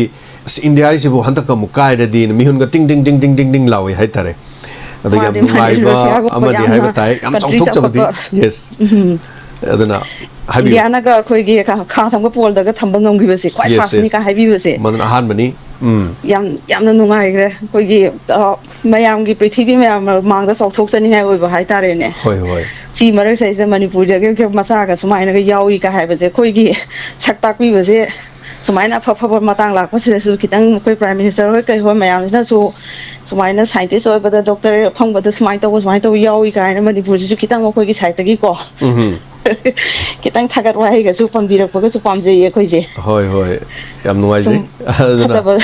ꯐꯠꯇꯕ ꯉꯥꯛꯇ ꯁꯨꯝ ꯄꯨꯊꯣꯛꯄꯤꯕ ꯅꯠꯇꯕꯗ ꯃꯇꯥꯡ ꯃꯇꯝ ꯆꯥꯔꯤꯉꯩꯁꯤꯗ ꯑꯐꯕꯁꯦ ꯃꯥꯅꯦ ꯂꯣꯠꯄ ꯌꯥꯄꯣꯟꯇꯦꯗ ꯑꯐꯕ ꯍꯥꯏꯁꯤꯗꯤ ꯃꯩꯕꯨ ꯐꯤ ꯀꯌꯥꯝ ꯀꯨꯏꯅ ꯀꯨꯞꯇꯅ ꯊꯝꯗꯣꯏꯅꯣ ꯀꯥꯏꯅ ꯍꯥꯏꯅꯩꯗꯅꯀꯣ ꯑꯗꯨꯅ ꯍꯥꯏꯖꯁꯅꯨ ꯉꯥꯡꯖꯁꯅꯨ ꯆꯩꯅꯤꯡꯕ ꯃꯤꯅ ꯆꯩꯁꯅꯨ ꯑꯐꯕ ꯃꯤꯗꯨꯗꯤ ꯑꯗꯨꯝ ꯂꯣꯠ ꯌꯥꯄꯣꯟꯇꯦꯗ ꯃꯁꯤꯅꯤ ꯍꯥꯏꯇꯥꯔꯦ ꯌꯥꯝꯅ ꯆꯥꯎꯊꯣꯛꯆꯅꯤꯡꯉꯥꯏ ꯑꯣꯏꯕ ꯍꯥꯏꯔꯒꯗꯤꯀꯣ ꯍꯣꯏ ꯁꯥꯔ ꯍꯣꯁꯄꯤꯇꯥꯜꯗꯗꯤ ꯅꯨꯃꯤꯠ ꯀꯌꯥꯅꯤ ꯂꯩꯕꯤꯗꯧꯕ ꯑꯣꯏ ꯑꯩꯁꯦ ꯃꯣꯏꯅ ꯍꯥꯏꯕꯒꯤ ꯃꯇꯨꯡ ꯏꯟꯅꯗꯤ ꯑꯗꯨꯝ ꯍꯌꯦꯡ ꯑꯣꯄꯔꯦꯁꯟ ꯇꯧꯔꯒ ꯍꯥꯡꯆꯤꯠ ꯑꯗꯨꯝ ꯍꯟꯈꯤꯕꯒꯤ ꯃꯑꯣꯡ ꯍꯥꯏ ꯑꯗꯨꯕꯨ ꯈꯪꯗ꯭ꯔꯤ ꯍꯧꯖꯤꯛꯃꯛꯇꯤ ꯍꯥꯏꯕꯗꯤ ꯉꯝꯗꯦ ꯑꯗꯨꯃꯥꯏꯅ ꯍꯥꯏꯇꯥꯔꯦꯀꯣ ꯍꯣꯏ ꯀꯤꯍꯣꯜꯁꯦ ꯀꯤꯍꯣꯜ ꯑꯣꯏꯕꯤꯗꯣꯏ ꯑꯣꯏꯅꯤ URSꯇꯤ ꯍꯥꯏꯕꯅꯤ ꯑꯗꯨ URSꯁꯦ ꯍꯥꯟꯅ ꯇꯧꯈ꯭ꯔꯕꯅꯤꯅ ꯑꯗꯨꯕꯨ URSꯁꯤ ꯀꯔꯤꯒꯨꯝꯕ ꯃꯇꯝꯗ ꯗ꯭ꯌꯨꯔꯤꯡ ꯑꯣꯄꯔꯦꯁꯟꯒꯤ ꯃꯅꯨꯡꯗ URSꯁꯦ ꯐꯦꯜ ꯑꯣꯏꯕ ꯌꯥꯎꯏ ꯐꯦꯜ ꯑꯣꯏꯕ ꯌꯥꯎꯔꯛꯑꯗꯤ ꯀꯤꯍꯣꯜꯗ ꯇꯥꯔꯛꯀꯗꯣꯏꯅꯦꯕ ꯑꯗꯨꯅ ꯍꯧꯖꯤꯛꯐꯥꯎꯒꯤꯗꯤ URSꯅꯤ ꯍꯥꯏꯇꯥꯔꯦ ꯑꯗꯨꯅ ꯍꯧꯖꯤꯛꯐꯥꯎ ꯍꯥꯏꯕꯗꯤ ꯉꯝꯗ꯭ꯔꯤ ꯍꯥꯏꯇꯥꯔꯦ ꯑꯩꯈꯣꯏꯗꯩꯗꯤ ꯌꯥꯝ ꯅꯛꯏ ꯄꯣꯠꯅꯤ ꯁꯥꯔ ꯉꯥꯏꯍꯥꯛ ꯀꯣꯏꯊꯣꯔꯛꯄ ꯌꯥꯕ꯭ꯔꯁꯨ ꯌꯦꯡꯖꯒꯦ ꯊꯦꯡꯛ ꯌꯨ ꯃꯦꯗꯥꯝ ꯊꯥꯒꯠꯆꯔꯤ ꯊꯥꯒꯠꯆꯔꯤ ꯁꯥꯔꯕꯨ ꯊꯝꯖꯔꯒꯦ ꯊꯦꯡꯛ ꯌꯨ ꯃꯤꯈꯥꯏꯜ ꯃꯥꯔꯣꯞ ꯍꯥꯏꯕ ꯉꯁꯥꯏꯒꯤ ꯃꯥꯁꯦ 90 years ꯁꯨꯔꯝ ꯆꯍꯤ 40 ꯍꯥꯏꯇꯥꯔꯦ ꯑꯁ ꯃꯤꯒꯤ ꯀꯩꯅꯣꯁꯦ ꯀꯌꯥम ꯌꯥꯝꯈ꯭ꯔꯕꯅꯣ ꯌꯦꯡꯕꯤꯌꯨꯀꯣ ꯑꯩꯈꯣꯏ ꯁꯤꯗꯅ ꯀꯩꯅꯣ ꯇꯧꯕꯁꯦ ꯑꯍꯜ ꯄꯨꯔꯥ ꯑꯣꯏꯗꯅ ꯉꯁꯥꯏꯒꯤ ꯆꯍꯤ 90 ꯒꯥꯏꯁꯤꯗꯤ ꯑꯩꯈꯣꯏ ꯁꯤꯗꯗꯤ ꯑꯍꯜ ꯑꯣꯏꯔꯦꯅ ꯋꯥ ꯑꯃꯠꯇ ꯇꯥꯕꯤꯔꯣꯏꯗꯣꯏ ꯄꯣꯠꯅꯦꯕ ꯑꯗꯨꯅ ꯁꯣꯝꯗꯗꯤ ꯀꯩꯗꯧꯒꯦꯕꯨ ꯁꯥꯏꯟꯇꯤꯁ ꯑꯣꯏꯔꯤꯅꯤ ꯍꯥꯏꯇꯥꯔꯦ ꯑꯗꯨꯅ ꯃꯤꯈꯥꯏꯜ ꯃꯥꯔꯣꯞꯁꯦ ꯃꯥꯁꯤ ꯅꯤꯡꯕ ꯀꯥꯏꯈꯤ ꯍꯥꯏꯇꯥꯔꯦ ꯑꯗꯨꯅ ꯃꯥꯅ ꯅꯤꯡꯕ ꯀꯥꯏꯈꯤꯕꯁꯤꯅ ꯃꯔꯝ ꯑꯣꯏꯔꯀꯥꯟꯗ ꯑꯩꯈꯣꯏꯒꯤ ꯑꯁ ꯃꯁꯤꯗꯤ ꯑꯣꯏꯗꯧ ꯃꯥꯟꯗ꯭ꯔꯦ ꯏꯟꯗꯤꯌꯥꯒꯤꯁꯤꯕꯨ ꯇꯥꯔꯝꯗꯥꯏꯁꯤꯗ ꯅꯍꯥꯟꯃꯨꯛꯀꯤ ꯑꯗꯨꯃꯥꯏꯅ ꯀꯣꯜꯂꯒ ꯃꯣꯏꯁꯦ ꯑꯗꯨꯝ ꯀꯞꯅꯗꯅ ꯇꯣꯛꯄ ꯇꯥꯔꯦꯗ ꯀꯥꯏꯅ ꯑꯩꯒꯤ ꯋꯥꯈꯜꯅꯤꯀꯣ ꯆꯥꯎꯔꯥꯛꯄ ꯑꯩꯅ ꯑꯗꯨꯃꯥꯏꯅ ꯈꯟꯖꯈꯤ ꯍꯥꯏꯇꯥꯔꯦ ꯑꯗꯨꯒ ꯃꯥꯁꯤ ꯀꯣꯟꯊꯪꯗꯗꯤ ꯀꯩꯅꯣ ꯇꯧꯈꯤ ꯑꯗꯨꯃꯥꯏꯅ ꯇꯧꯗꯅ ꯃꯊꯪꯒꯤ ꯀꯣꯂꯔ ꯑꯃ ꯂꯥꯛꯑꯦ ꯑꯗꯨ ꯈꯠꯆꯒꯦ ꯑꯗꯨꯒ ꯑꯩ ꯃꯤꯈꯥꯏꯜ ꯃꯥꯔꯣꯞꯀꯤ ꯐꯣꯇꯣꯁꯤ ꯃꯔꯛꯇ ꯑꯩ ꯎꯠꯆꯔꯛꯀꯦ ꯍꯜꯂꯣ ꯊꯥꯒꯠ ꯐꯣꯡꯖꯔꯤ ꯗꯥ ꯖꯦꯝꯁ ꯑꯩ ꯉꯁꯤꯁꯨ ꯂꯥꯏꯟ ꯑꯃ ꯐꯪꯖꯔꯦ ꯉꯁꯤ ꯇꯔꯥꯃꯣꯠꯆꯔꯤ ꯇꯣꯝꯕ ꯅꯣꯡ ꯅꯤꯅꯤꯁꯦ ꯑꯩꯈꯣꯏ ꯊꯕꯛ ꯆꯠꯂꯨꯕꯩ ꯉꯁꯤꯁꯦ ꯀꯦꯝꯗ ꯑꯃꯨꯛ ꯍꯜꯂꯛꯑꯦ ꯔꯤꯂꯤꯞꯇ ꯑꯗꯨꯅ ꯀꯣꯜꯁꯦ ꯇꯧꯔꯛꯄꯁꯦ ꯑꯩꯉꯣꯟꯗ ꯈꯨꯗꯣꯡꯆꯥꯗꯕ ꯈꯔ ꯂꯩꯕꯗꯨꯩꯗꯃꯛꯇ ꯇꯧꯕꯤꯔꯕ ꯉꯝꯈꯤꯗꯔꯦ ꯅꯅꯥꯎꯅ ꯅꯍꯥꯟ ꯐꯣꯡꯗꯣꯛꯆꯈꯤꯕ ꯑꯋꯥꯠꯄꯒꯤ ꯆꯦꯟ ꯊꯨꯝ ꯌꯦꯟꯕꯒꯤ ꯈꯣꯠꯄꯗꯣ ꯃꯔꯤ ꯂꯩꯅꯕꯁꯤꯡꯅ ꯌꯦꯟꯊꯣꯛꯄꯤꯔꯒꯗꯤ ꯐꯒꯅꯤ ꯍꯥꯏꯅ ꯗꯥꯏꯖꯦꯝꯁꯀꯤ ꯄ꯭ꯂꯦꯠꯐꯣꯝꯗ ꯐꯣꯡꯗꯣꯛꯆꯈꯤꯕꯗꯣ ꯗꯥꯏꯖꯦꯝꯁꯀꯤ ꯄ꯭ꯂꯦꯠꯐꯣꯝꯁꯤꯒꯤ ꯆꯥꯎꯔꯕ ꯃꯇꯦꯡ ꯍꯥꯏꯕ ꯇꯥꯔꯦ ꯍꯦꯛ ꯍꯥꯏꯕ ꯅꯨꯃꯤꯠꯇꯨꯒꯤ ꯅꯨꯡꯗꯥꯡꯋꯥꯏꯔꯝꯗ ꯑꯗꯨꯝ ꯑꯗꯨꯒꯤ ꯄꯣꯠꯇꯨ ꯌꯦꯟꯊꯣꯛꯄ ꯃꯔꯤ ꯂꯩꯅꯕꯁꯤꯡꯅ ꯂꯥꯛꯇꯅ ꯈꯨꯠꯁꯤꯟꯅꯕꯤꯔꯝꯃꯦ ꯍꯥꯏꯕꯁꯤꯃ ꯑꯍꯥꯟꯕꯃꯛꯇ ꯐꯣꯡꯗꯣꯛꯆꯅꯤꯡꯉꯤ ꯗꯥꯏꯖꯦꯝꯁ ꯌꯥꯝꯅ ꯊꯥꯒꯠꯆꯔꯤ ꯑꯗꯣ ꯍꯧꯖꯤꯛ ꯑꯩꯈꯣꯏꯒꯤ ꯃꯅꯤꯄꯨꯔꯁꯤꯗ ꯅꯦꯠ ꯊꯤꯡꯕꯁꯤꯒꯤ ꯑꯐꯕꯁꯨ ꯂꯩꯔꯝꯕ ꯌꯥꯏ ꯐꯠꯇꯕꯅꯗꯤ ꯍꯦꯜꯂꯝꯒꯗ꯭ꯔꯥ ꯑꯩꯒꯤ ꯋꯥꯈꯜ ꯑꯩ ꯃꯣꯠꯇꯅꯤꯀꯣ ꯅꯅꯥꯎꯅ ꯍꯥꯏꯖꯦꯕ ꯑꯗꯨꯕꯨ ꯍꯧꯖꯤꯛꯀꯤ ꯗꯥꯏꯖꯦꯝꯁꯀꯤ ꯂꯥꯏꯐꯁꯦ ꯇꯥꯕ ꯐꯪꯗꯕꯁꯦ ꯑꯁꯤ ꯌꯥꯝꯅ ꯅꯨꯡꯉꯥꯏꯖꯗꯦ ꯍꯥꯏꯕꯁꯤꯃꯒ ꯐꯣꯡꯗꯣꯛꯆꯒꯦ ꯅꯅꯥꯎ ꯍꯣꯏ ꯍꯧꯖꯤꯛ ꯂꯥꯏꯐꯁꯦ ꯇꯥꯔꯗꯤ ꯀꯌꯥꯝ ꯅꯨꯡꯉꯥꯏꯅ ꯇꯥꯕ ꯐꯪꯒꯅꯤ ꯄꯨꯛꯅꯤꯡ ꯂꯧꯁꯤꯡ ꯑꯗꯒꯤ ꯋꯥꯈꯜ ꯒ꯭ꯌꯥꯟꯁꯨ ꯑꯗꯨꯝ ꯍꯧꯖꯤꯛ ꯊꯣꯛꯏꯕ ꯆꯥꯡꯁꯨ ꯌꯥꯝꯅ ꯂꯧꯁꯤꯟꯕ ꯌꯥꯕ ꯃꯌꯥꯝ ꯂꯩꯕꯁꯤꯡꯁꯦ ꯑꯝꯇ ꯐꯪꯖꯗ꯭ꯔꯕꯅꯤ ꯁꯨꯃꯥꯏꯅ ꯅꯦꯠ ꯐꯪꯖꯗꯕ ꯑꯩꯈꯣꯏꯒꯤꯗꯃꯛꯇꯗꯤ ꯌꯥꯝꯅ ꯂꯥꯏꯕꯛ ꯊꯤ ꯁꯤꯒꯨꯝꯕꯁꯦ ꯈꯔ ꯐꯣꯡꯗꯣꯛꯆꯔꯒ ꯅꯅꯥꯎ ꯇꯦꯟꯁꯤꯟꯖꯔꯒꯦ ꯉꯁꯤꯒꯤꯗꯃꯛꯇꯗꯤ ꯗꯥꯏꯖꯦꯝꯁꯀꯤ ꯗꯥꯏꯃꯟ ꯇꯤꯚꯤꯁꯨ ꯍꯟꯅ ꯍꯟꯅ ꯊꯥꯒꯠꯆꯔꯤ ꯅꯅꯥꯎꯅ ꯊꯦꯡꯛ ꯌꯨ ꯇꯣꯝꯕ ꯊꯥꯒꯠꯆꯔꯤ ꯇꯣꯝꯕꯗꯤ ꯍꯣꯏ ꯊꯧꯔꯝꯁꯤ ꯑꯩꯈꯣꯏꯅ ꯉꯥꯡꯅꯩꯁꯤ ꯇꯥꯕ ꯅꯠꯇꯦ ꯑꯣꯟꯂꯤ ꯊꯧꯔꯝ ꯇꯧꯏ ꯍꯥꯏꯕꯒꯤ ꯊꯧꯔꯝ ꯌꯥꯎꯕꯤꯔꯛꯄꯅꯤ ꯍꯥꯏꯇꯥꯔꯦ ꯑꯩꯈꯣꯏꯅ ꯁꯤꯗ ꯉꯥꯡꯅꯔꯤꯕ ꯀꯔꯤ ꯍꯥꯏꯅꯔꯤꯅꯣ ꯀꯔꯤ ꯇꯧꯔꯤꯅꯣ ꯇꯥꯕ ꯅꯠꯇꯦ ꯑꯗꯨꯕꯨ ꯇꯣꯝꯕꯅ ꯄꯨꯈꯠꯄꯤꯕ ꯋꯥꯐꯝ ꯈꯔꯗꯤ ꯑꯩꯈꯣꯏꯅ ꯊꯕꯛꯇ ꯍꯥꯏꯕ ꯇꯥꯔꯦ ꯁꯝꯅ ꯍꯥꯏꯔꯕꯗ ꯑꯗꯣꯝꯗ ꯄꯩꯁꯥ ꯐꯪꯗꯦ ꯍꯥꯏꯕꯗ ꯃꯔꯤ ꯂꯩꯅꯕ ꯀꯟꯁꯔꯟꯁꯤꯡꯅ ꯇꯥꯕꯤꯕ ꯑꯗꯣꯝꯗ ꯑꯗꯨ ꯇꯧꯗꯦ ꯍꯥꯏꯅ ꯍꯦꯛ ꯋꯥꯀꯠꯂꯛꯄꯒ ꯑꯗꯣꯝꯗ ꯍꯦꯛꯇ ꯇꯥꯕꯗꯣ ꯃꯗꯨꯒꯤ ꯅꯨꯡꯉꯥꯏꯕ ꯍꯥꯏꯕ ꯇꯥꯔꯦ ꯃꯁꯤꯅꯤ ꯄꯨꯛꯅꯤꯡꯒꯤ ꯋꯥꯔꯣꯜꯗ ꯗꯥꯏꯃꯟ ꯇꯤꯚꯤꯅ ꯄꯤꯖꯔꯤꯕ ꯍꯥꯏꯕ ꯇꯥꯏ ꯑꯗ ꯌꯥꯝꯃꯁꯨ ꯌꯥꯝꯗ꯭ꯔꯁꯨ ꯐꯦꯁꯕꯨꯛ ꯄꯦꯖꯇ ꯑꯩꯈꯣꯏ ꯃꯤ ꯂꯥꯛ 8 ꯍꯦꯟꯅ ꯔꯤꯆ ꯇꯧꯔꯒ ꯂꯩꯕ ꯑꯗꯨꯒ ꯌꯨꯇ꯭ꯌꯨꯕ ꯄꯦꯖꯇ ꯃꯤ ꯂꯥꯛ 4 ꯁꯨꯒꯗꯧꯕ ꯈꯖꯤꯛꯇ ꯉꯥꯏꯔꯕ ꯑꯗꯨꯒ ISCOMꯗ ꯃꯤꯑꯣꯏ ꯀꯌꯥꯅ ꯌꯨꯝꯊꯣꯡ ꯀꯌꯥꯗ ꯀꯦꯕꯜ ꯅꯦꯠꯋꯥꯔꯛꯀꯤ ꯃꯇꯦꯡꯅꯁꯨ ꯌꯦꯡꯕꯤꯔꯤꯕ ꯍꯥꯏꯕ ꯇꯥꯏ ꯑꯗꯨꯒ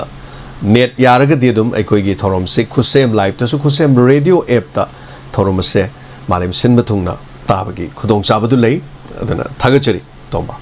ꯊꯦꯡꯛ ꯌꯨ ꯁꯣ ꯃꯆ ꯁꯤ ꯊꯧꯔꯝ ꯁꯔꯨꯛ ꯌꯥꯕꯤꯕꯁꯤꯒꯤꯗꯃꯛ ꯑꯗꯨꯒ ꯃꯊꯪꯒꯤ ꯀꯣꯂꯔꯗ ꯈꯨꯗꯣꯡꯆꯥꯕ ꯑꯃꯨꯛ ꯄꯤꯖꯔꯦ ꯏꯟꯇꯔꯅꯦꯠꯁꯦ ꯍꯧꯔꯦ ꯑꯗꯨꯅꯤ ꯑꯃꯨꯛ ꯎꯔꯨꯔ ꯎꯪꯕꯁꯦ ꯑꯗꯣ ꯀꯔꯤꯗꯤ ꯎꯄꯥꯏ ꯂꯩ ꯁꯤꯅ ꯑꯅꯤꯁꯨꯕ ꯏꯟꯇꯔꯅꯦꯠꯅꯤ ꯑꯗꯨꯒ 마수 웅이 마기 마thau pangthokjari haiba tai thabak topum khangde oja konung na haibir ko sor hon ba phawbe hek nang de dai do maduni tawris kari upai leri internet na sandok pa thorom oire adui mathakta YouTube ta base tawra na ya ma sandok jaba thorom oibani na haiba tai so mathangi caller da khudong saba pizari ko gi oja Gilbert chu sangsin bire khara theng na ngasi oja Gilbert taram noksari dorabasu daga madam sarobla singba tai khamba maiti am puno maksu sangbiragli mathang daga phajan ungle ungbase khara kano da dikhara phai Facebook ta dikhara dum phai ungbase Facebook ta na page sangbi gadab Diamondtv Manipur haira sangbi gadab ni aduga hari basida su chamana na mana khara Facebook na net cha base khara phai aduga kitang de dum phai haibo ni ma su dum ungbazani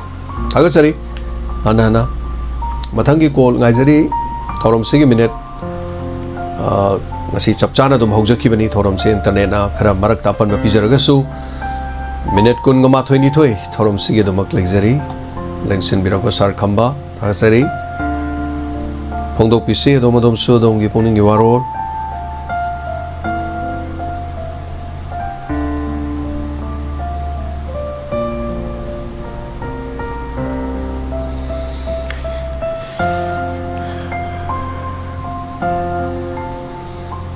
Hello. Sir. Taralok sari Suninda. Sir, dia another operation su mai pang na ba wis bizari mai am su yam bibi gari. Hoi. Taga sari Suninda. Sir, amadi Diamondtv bu ahan batai kai khum na bu sari. Sir, wakum ka. Habio. Sir, ko ki kanoge Chandrayaan 3 thar khibni sir. Prime Minister Hojiji South Africa da lay bisina South Africa dagi yam kana nungai ba kharaw ba pungdo pudo ngarang media da ta ba panjaki ma ta haraw ba nungai pungdo pugi wa pam lay bi habit su thamjar kan sida sir ko Manipur SMBC la libatang kunga mapalasida phamgani haibigi thajab dile basa phamga ribasida ko gi MLA tara ama ko gi tere tara ama duga nagagi tara ama makoi si yaw da soti ni usulai da vanina yaw pusu yaw kitab su ya adu wasida MLA ni fukanta phamga ware logo matamda MLA singasi sui or su de haibigi wapam si lapu tamda lori ware si karigumba masi mayai chamana matik sabado oi from thokra oi gadra maram di sa han mamang da SMBC kano mamang di sarkar amadi huziki lai di sarkar di matam da su MLA khumpu lai ni marak sida Manipur gi territorial integrity boundary kahelo haibasi sa tarela ni bara ware logo si sarta jagare asiki logo ware si sa irang am thor kan di anu warep am lo dragadi mamangi lo gri warep singa tu sana roi dribra apuna mamangi lo gri warep singa tu su matik sa ba maram sa ba mayam am tu na lo gi banina madu singa tu su thor ga sadda biya ba ko gi ek ama provisional mo na tham tu su ai ni matu su le rang mani lo gi matu su le rang mani madu ma ikhan khana da ba ubida ba da kai le gyan su khanja ba sa Sunanda Punamaxi Moina Panam Warep Logras Lodragasu Migi Neo Mamachana be Kaira Dico. Masi Ada Moy Mayamna, Equi Neo Kaira Kanda Sigumba Inam Semosi Gain Hydra Sugodum Speaker Gimakutane Adum Lay Eduga CM Gimakuta Sudum Lay Madugi Mosanama Muptaropakanda Adubu Lady Wapam Sisunanda Party Chisapmana Habitatare Moida Hoi Haujixi BJP absolute majority habitat Karigumba absolute majority go Oiram the Taraba. Moisi hek to kibada sarkar je hek kaiba gi phibam leiradine nahana ga moi chong thoki masana ga ikoi tokchare ga na tok thoga sarkar ga je kaihalaga election ga halalamba su ya jani haujik si makoi je tasina moi to osu adum sarkar se majority oibagi mong da leiba sida makoi tawri ni makoi na kun muko suram tardi yam lubi phibam leib jani da hojik se absolute majority oi kibadu ne habda suninda makha dum habi si hojik gemina si makha se adum speaker na Adum Aduga Canona, Torok Malik, you Macradi Gaminase, Tazabalay Haitare, Makakari have been Balabu. Matanga Kogi district Manga Gi, Tongan Subsecretary, the DZBP, I work from Prime Minister, the Tangachibi were from like Esa, Maduda Naga community, UNC, the NPOna, Maduya Roy, Makogi Lam, the so you have work from Tangalakusuleva, Koi Senapati. Kamputi Kaido Kibsi, Senapati, the Kaitu Kamputi Kaido Pusia, Kaido from Tokta, welcome the Hanamandi is higher, so highly, Makona Habanikosa. The Great the Great Tenopal, Kaido Pasisu, Kaido Piaroi, Sandin Gatenopanisima Samtani, Nagagilam Nimas, the Putin Piaroi, Matang, or Minat to Minalate Ocean, Doctor Gadi, Makoi so Akan, Concentration and Contan, Locality have welcome Podoka Kana Sidasa. Laksani Wapamna, because Manipur Sida, Nagagi Lam Haibama, Kuki Lam Haibama, Maitegi Lamama, and the Maitei Pangangila Mama Haibasi, in the Alengana, Kaido Pigadera, Natraga Manipulagana, Kaido Kadera, Natraga Ladiva, is the next group Singasina, Yagaza Gazi Kaido Pigadera, Masika Minor over Democracy, Sale, Higher Magilam Canavasi, Sumibra, I welcome to Sadam, Tanzania. Yam Chungro Wapam ni Suninda Masi Tasena Makti India the Tin give a matam the Haitare, Masi Tongana so Haitai, British na dum Kaido Mani, Masi Saitian Punamakti British na Piramani Haitai,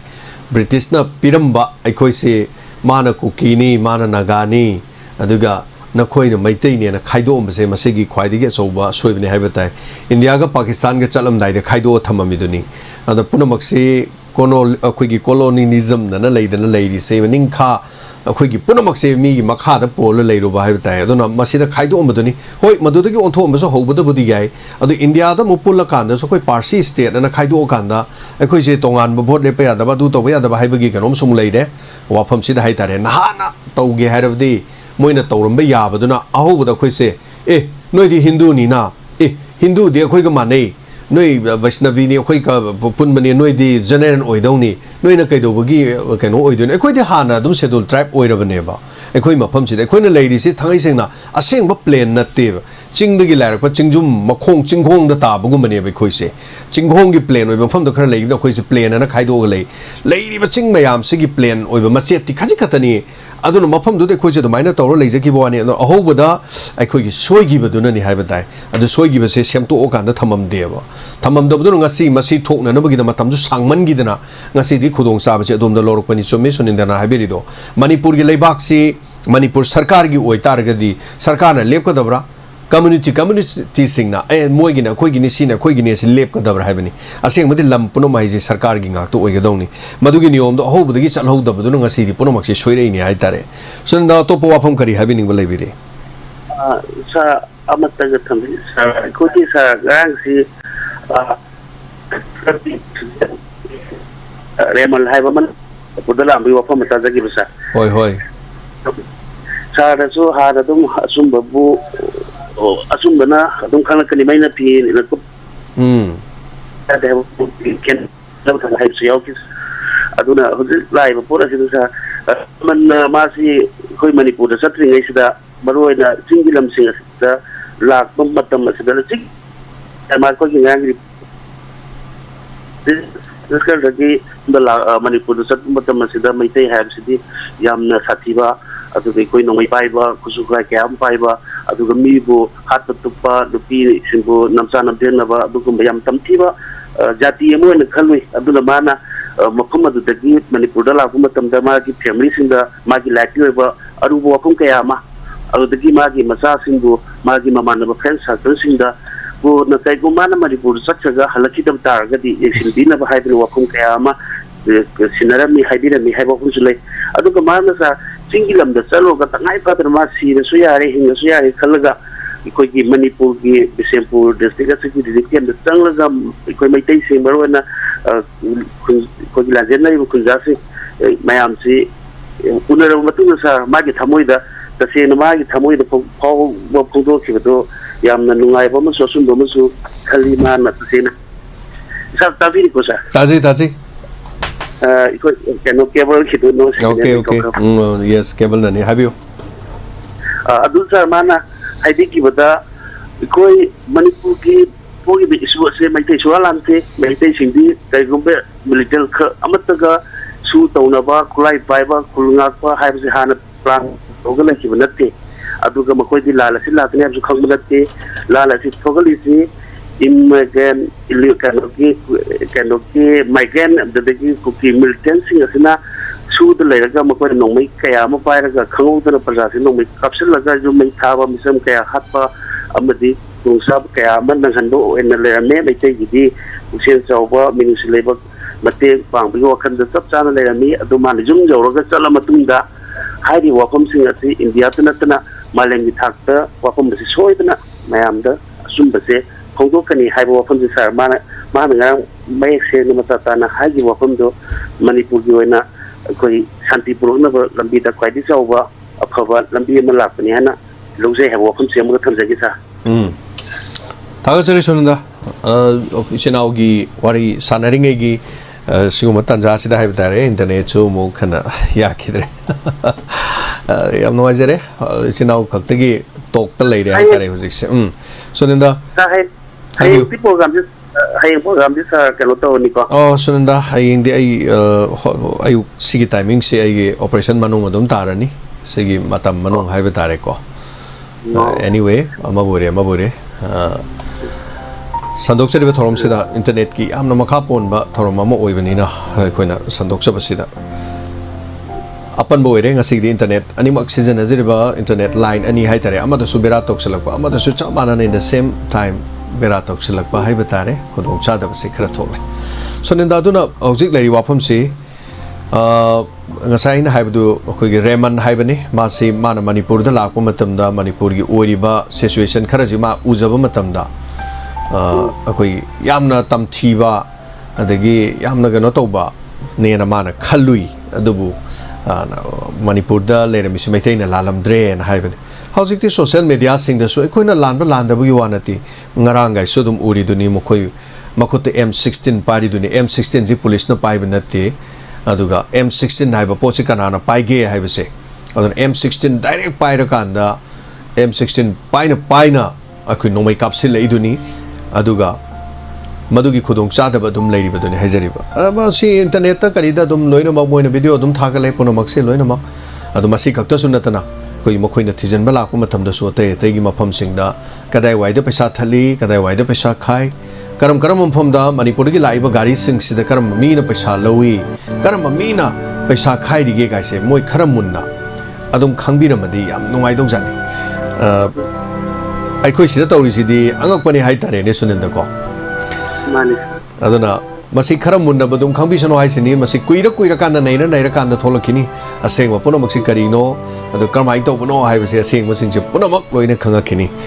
aduna yengminasi sunanda punamakse aduga assembly da kari tauge haibadu yengsi speaker na loinamok haitare assembly karak tabasing du dikotak ta moi terminate tawrok pai phibam leibi yai terminate haide moi londa disqualify ko adu maina tawrok pai yai aduga assembly mifam yaudaba si suti logadabani aduga tangai fadana mayumgi macha lohongba numit pa khigi keno taba mama pai sora taba yaweba suti logneyeba hauji phaw mo khoi tara suti logdeba adun karak taba taragadi khudong charoyeba amarom na nagagi sinau singi yauro ina haibadu maitai singna namdana kauba adugumadu yauro haibani hanta kisidi maitai singna namdana kohon banate governor na kauda yadadana masagi thatro ki manung da pangthokpam thokpudo september gi tang ani phawi manung da khoi numit kharani pham da yade aduna pham da yadabaduna maram urka da kaurokpani maram aduna hanta kisi maitai singna kohon banate haiba wafam duni anyway yengba tari manipur gi chief minister gi khutta aduga अखोई हौजिले speaker की खुद तुम लेरनी मखोई तांथोग कोई हराव बै वानते अइना सुनंद मीगी मयुम मै थारुरदि अइ सिदैद वांगांग लैया पोंते अइ फा लाक्दोइनि अइना मीगी मपोट मरन हुरान लैतारदि अइना हुरालेन हाइतारदि मीन हुरालेन हायजु साकी पुथोरो हाइदरदि मीना हाइबदुदि मवा लौदेबो अइबु हुरान बनि अइ पैसा लौबनि हुरान बनि हाना मीन हाइतारगदि अइ समाय फम लैयागदरो पुलिसना हाना फागनि अइ अदुम पुखिनि हुरान बनि अदु साकी लैतरदि यादे चिन्ना हाइबदि लोइन हाइबे ये नखोई लाली नखोई मैते लाली हाइबदु चिन्ना हाइबे वानी प्रूफ लैते अदुना पुनमक्से अमोरे थागचरी सुनना अइना सुनदा वाफम सांना गांगी सुनदा थोरम लोगेदा मिनिट तरे मुक्तो गाइरे थागचरी कॉल सो लारोय मरमदी थोरमसी इंटरनेट तट खरमना मरम ओरकांदा अदुगा अइना हाइजरबी मरमसिना होरेन अमुक हाना थोरमसी रिपीट टेलीकास्ट हाइबे ताइ अखोइगी थोरम नुमिदांग पुंग तरेट मखाइदा मुक थाजगदबनिना थोरम अदुगी दमक्तदी सोइदना हाइबे तारे अदो ngasai khoigi ichal ise amakhakna haibirako wafam ga lei ai madum tanga pathok chage lemna laing ani haina lauthoki bathabak to onthok tre haiba simtok pabiro haidana mangna haiki manipur da hojik tholiba irang asida soklaba miyoi sing kanglup phuruki khenaba amata leitana lemna laing ani haina Rajmedi City Hospital Authority na lauthokraba du thabakta onthok tre haina Unified Peace Coordinating Committee Kombina Fongdorakli Hari Basina Hari Manipur Press Club Tangasi Ngarang Paumigo Unaba Matamda Committee Secretary Wahengbob Opendro Luang Hai Thasiga Hum the Bishnupur District Manung Chanaleba Torbung Banglada Gi Kuki Gasi Baksang Pungani Hai na Thorang Ki Baduda Yaning the Pong Doctor Mike Kayadi Masing Yamla Mera Paibi Singna Tomjilakuna Thing Bapiki Thaudok adu the miyam laksin na bhona ba Central Force ki ka henba thawong maram oiraga maira paibi imai bel kamarum asopan nangki asopan nanglaba sing adu gi manungda Bishnupur district ki ithai kuno awang lekai digi wai manisang mapurebe laikhidraba wai irabotsu khongi khujeng da rubber bullet na pan badagi shokibani shoklaba matungda miyoi asibu moirang community health center da First aid piro matung Rajmedi City da pukotuna makatana layengki numit adu da hospital gi maikay digi asokpa adu dressing tawro matung da numit tarani yumda leiduna asokpa osilak para yengkisi osilaktrabadi plastic surgery tawsi haiduna khangalakpadi mayumda putaduna laki asokpa asi mapung phana phagalapang ngamdabadagi matam khar sontharaga seichat taraga mapan Rajmedi City da amuk hanna Pukalakpada hospital ki authority ki maikay digi plastic surgery tawna na bulu palising yang kay deposit taw hairakhi yamlaba senpa masi putopang amdabadagi rims na refer tawduna makhatana layeng sathana bohona duna lakhi mahana makhatana hai hospital ki authority maikay digi irang da soklaba singlem na layeng gani hai na lauthokraba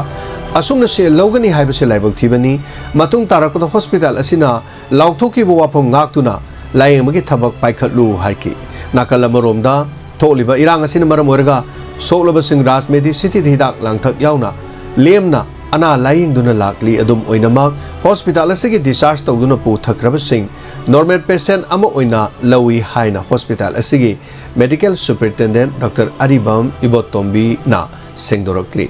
North AOC da leiriba hospital asi ngasi ngarang paumising unabada mahana makhatan hai hospital asi lemna laying ani haina phongdoki wafam thabak oina onthoktre haina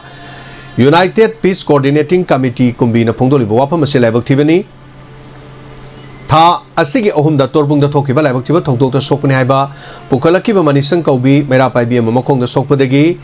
mapung phana laying duna hospital asidagi discharge tawduni yumda puthakrabani adubu tha asigi 18 da amuk hana pukalaki masi diabetic patient oibana asokpa mafam laijauruga leibadagi screen grafting gi operation pangthopagi tangai phadaba lei maram aduna Raj Medicity da khudong chadaba lakpa yabana atopa hospital singda sutana biu haina phongdok kibadi lei haina hairi masini hospital na lauthoki bawapam thabak to onthok tre hain hektama haibasi masi khoi hospital gi makai degi namuk sengdorogli nakalamada namuk amamuk hairi masini leiri bawapam se masi matang ngasai ngahtang pabiro u haidana haibira kibadu daina maduma pajabani thagachari hana aduga mathangi caller malai hello hello sir ai kasa si badagi na ko do puning waran je aniyak tat pad aniyak ti thifang ni do ahum subagi di hoi laibak thiba haibadoni hoji net jadabana maram orakanda adubu tangkaksi gi haitare full soidena thagacharake mayamna adum soidena yengba taba phangbigani haibetare ko ahum suba soidena ngakta ngaiminasi ahum suba ngaki matungda dum thagacharake haibiu sa hay operation tawne bado mai pangna tawba ngamba obiyo aduga dagadi nongalakpaga dum puning waron tawba ngambo thagi khojen ta da dingawe hoi ate ai husband ju ga ju ba pa swa da dam tane ba sa siba control kai ba khunji ga adang pa mai pangna tawraga ngalaga dum puning waron tawba ngambo iko kolai khara di haibi ani kum tawbi khoti waina adu ta Why, I'm going to hide the Sada and she had any opportunity to come up to me. I'm going to see other side. Conjure, you quite get to Conjure, ready. There's Puni or you I take it over. Thank you. Maduma Pina Vivoisano, Tagachari, Yamasare, Torum.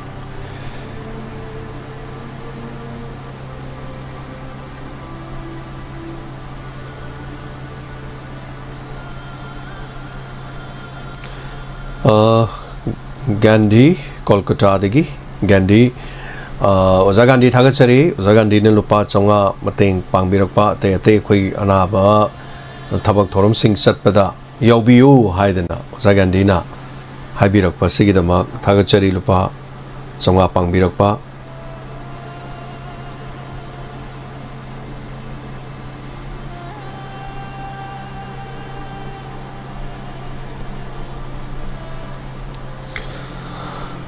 Thagachari thoromasida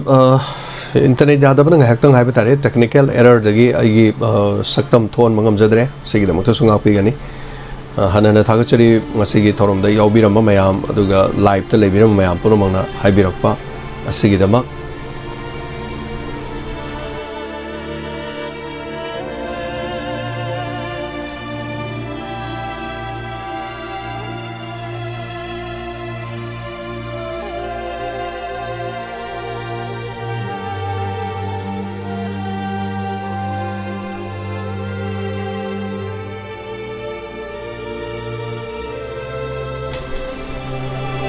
Anana thagachari yamna yangna operation loiraba matung soidana maki thoromasi mapung phana nabagi damakta dum honazarake aduga thoromasi da ona mapung phan biramba sigi damakta su haniya leitana thagachari thoromasi da ngasigi oina internet na amna chauna podong sadaba thon badagi kana miyamgi mapung phana ningba thungon mangom kidre adubu thoromasi amukana repeat telecast hoina koi thorom se muk sandok chagini numidang pung tare makhai tarakpu matamda aduga matam aduda muk yam yengba yana na su amu hona zari aduga pungpam du da yengbiba mayam puno mahai bitare anana thagachari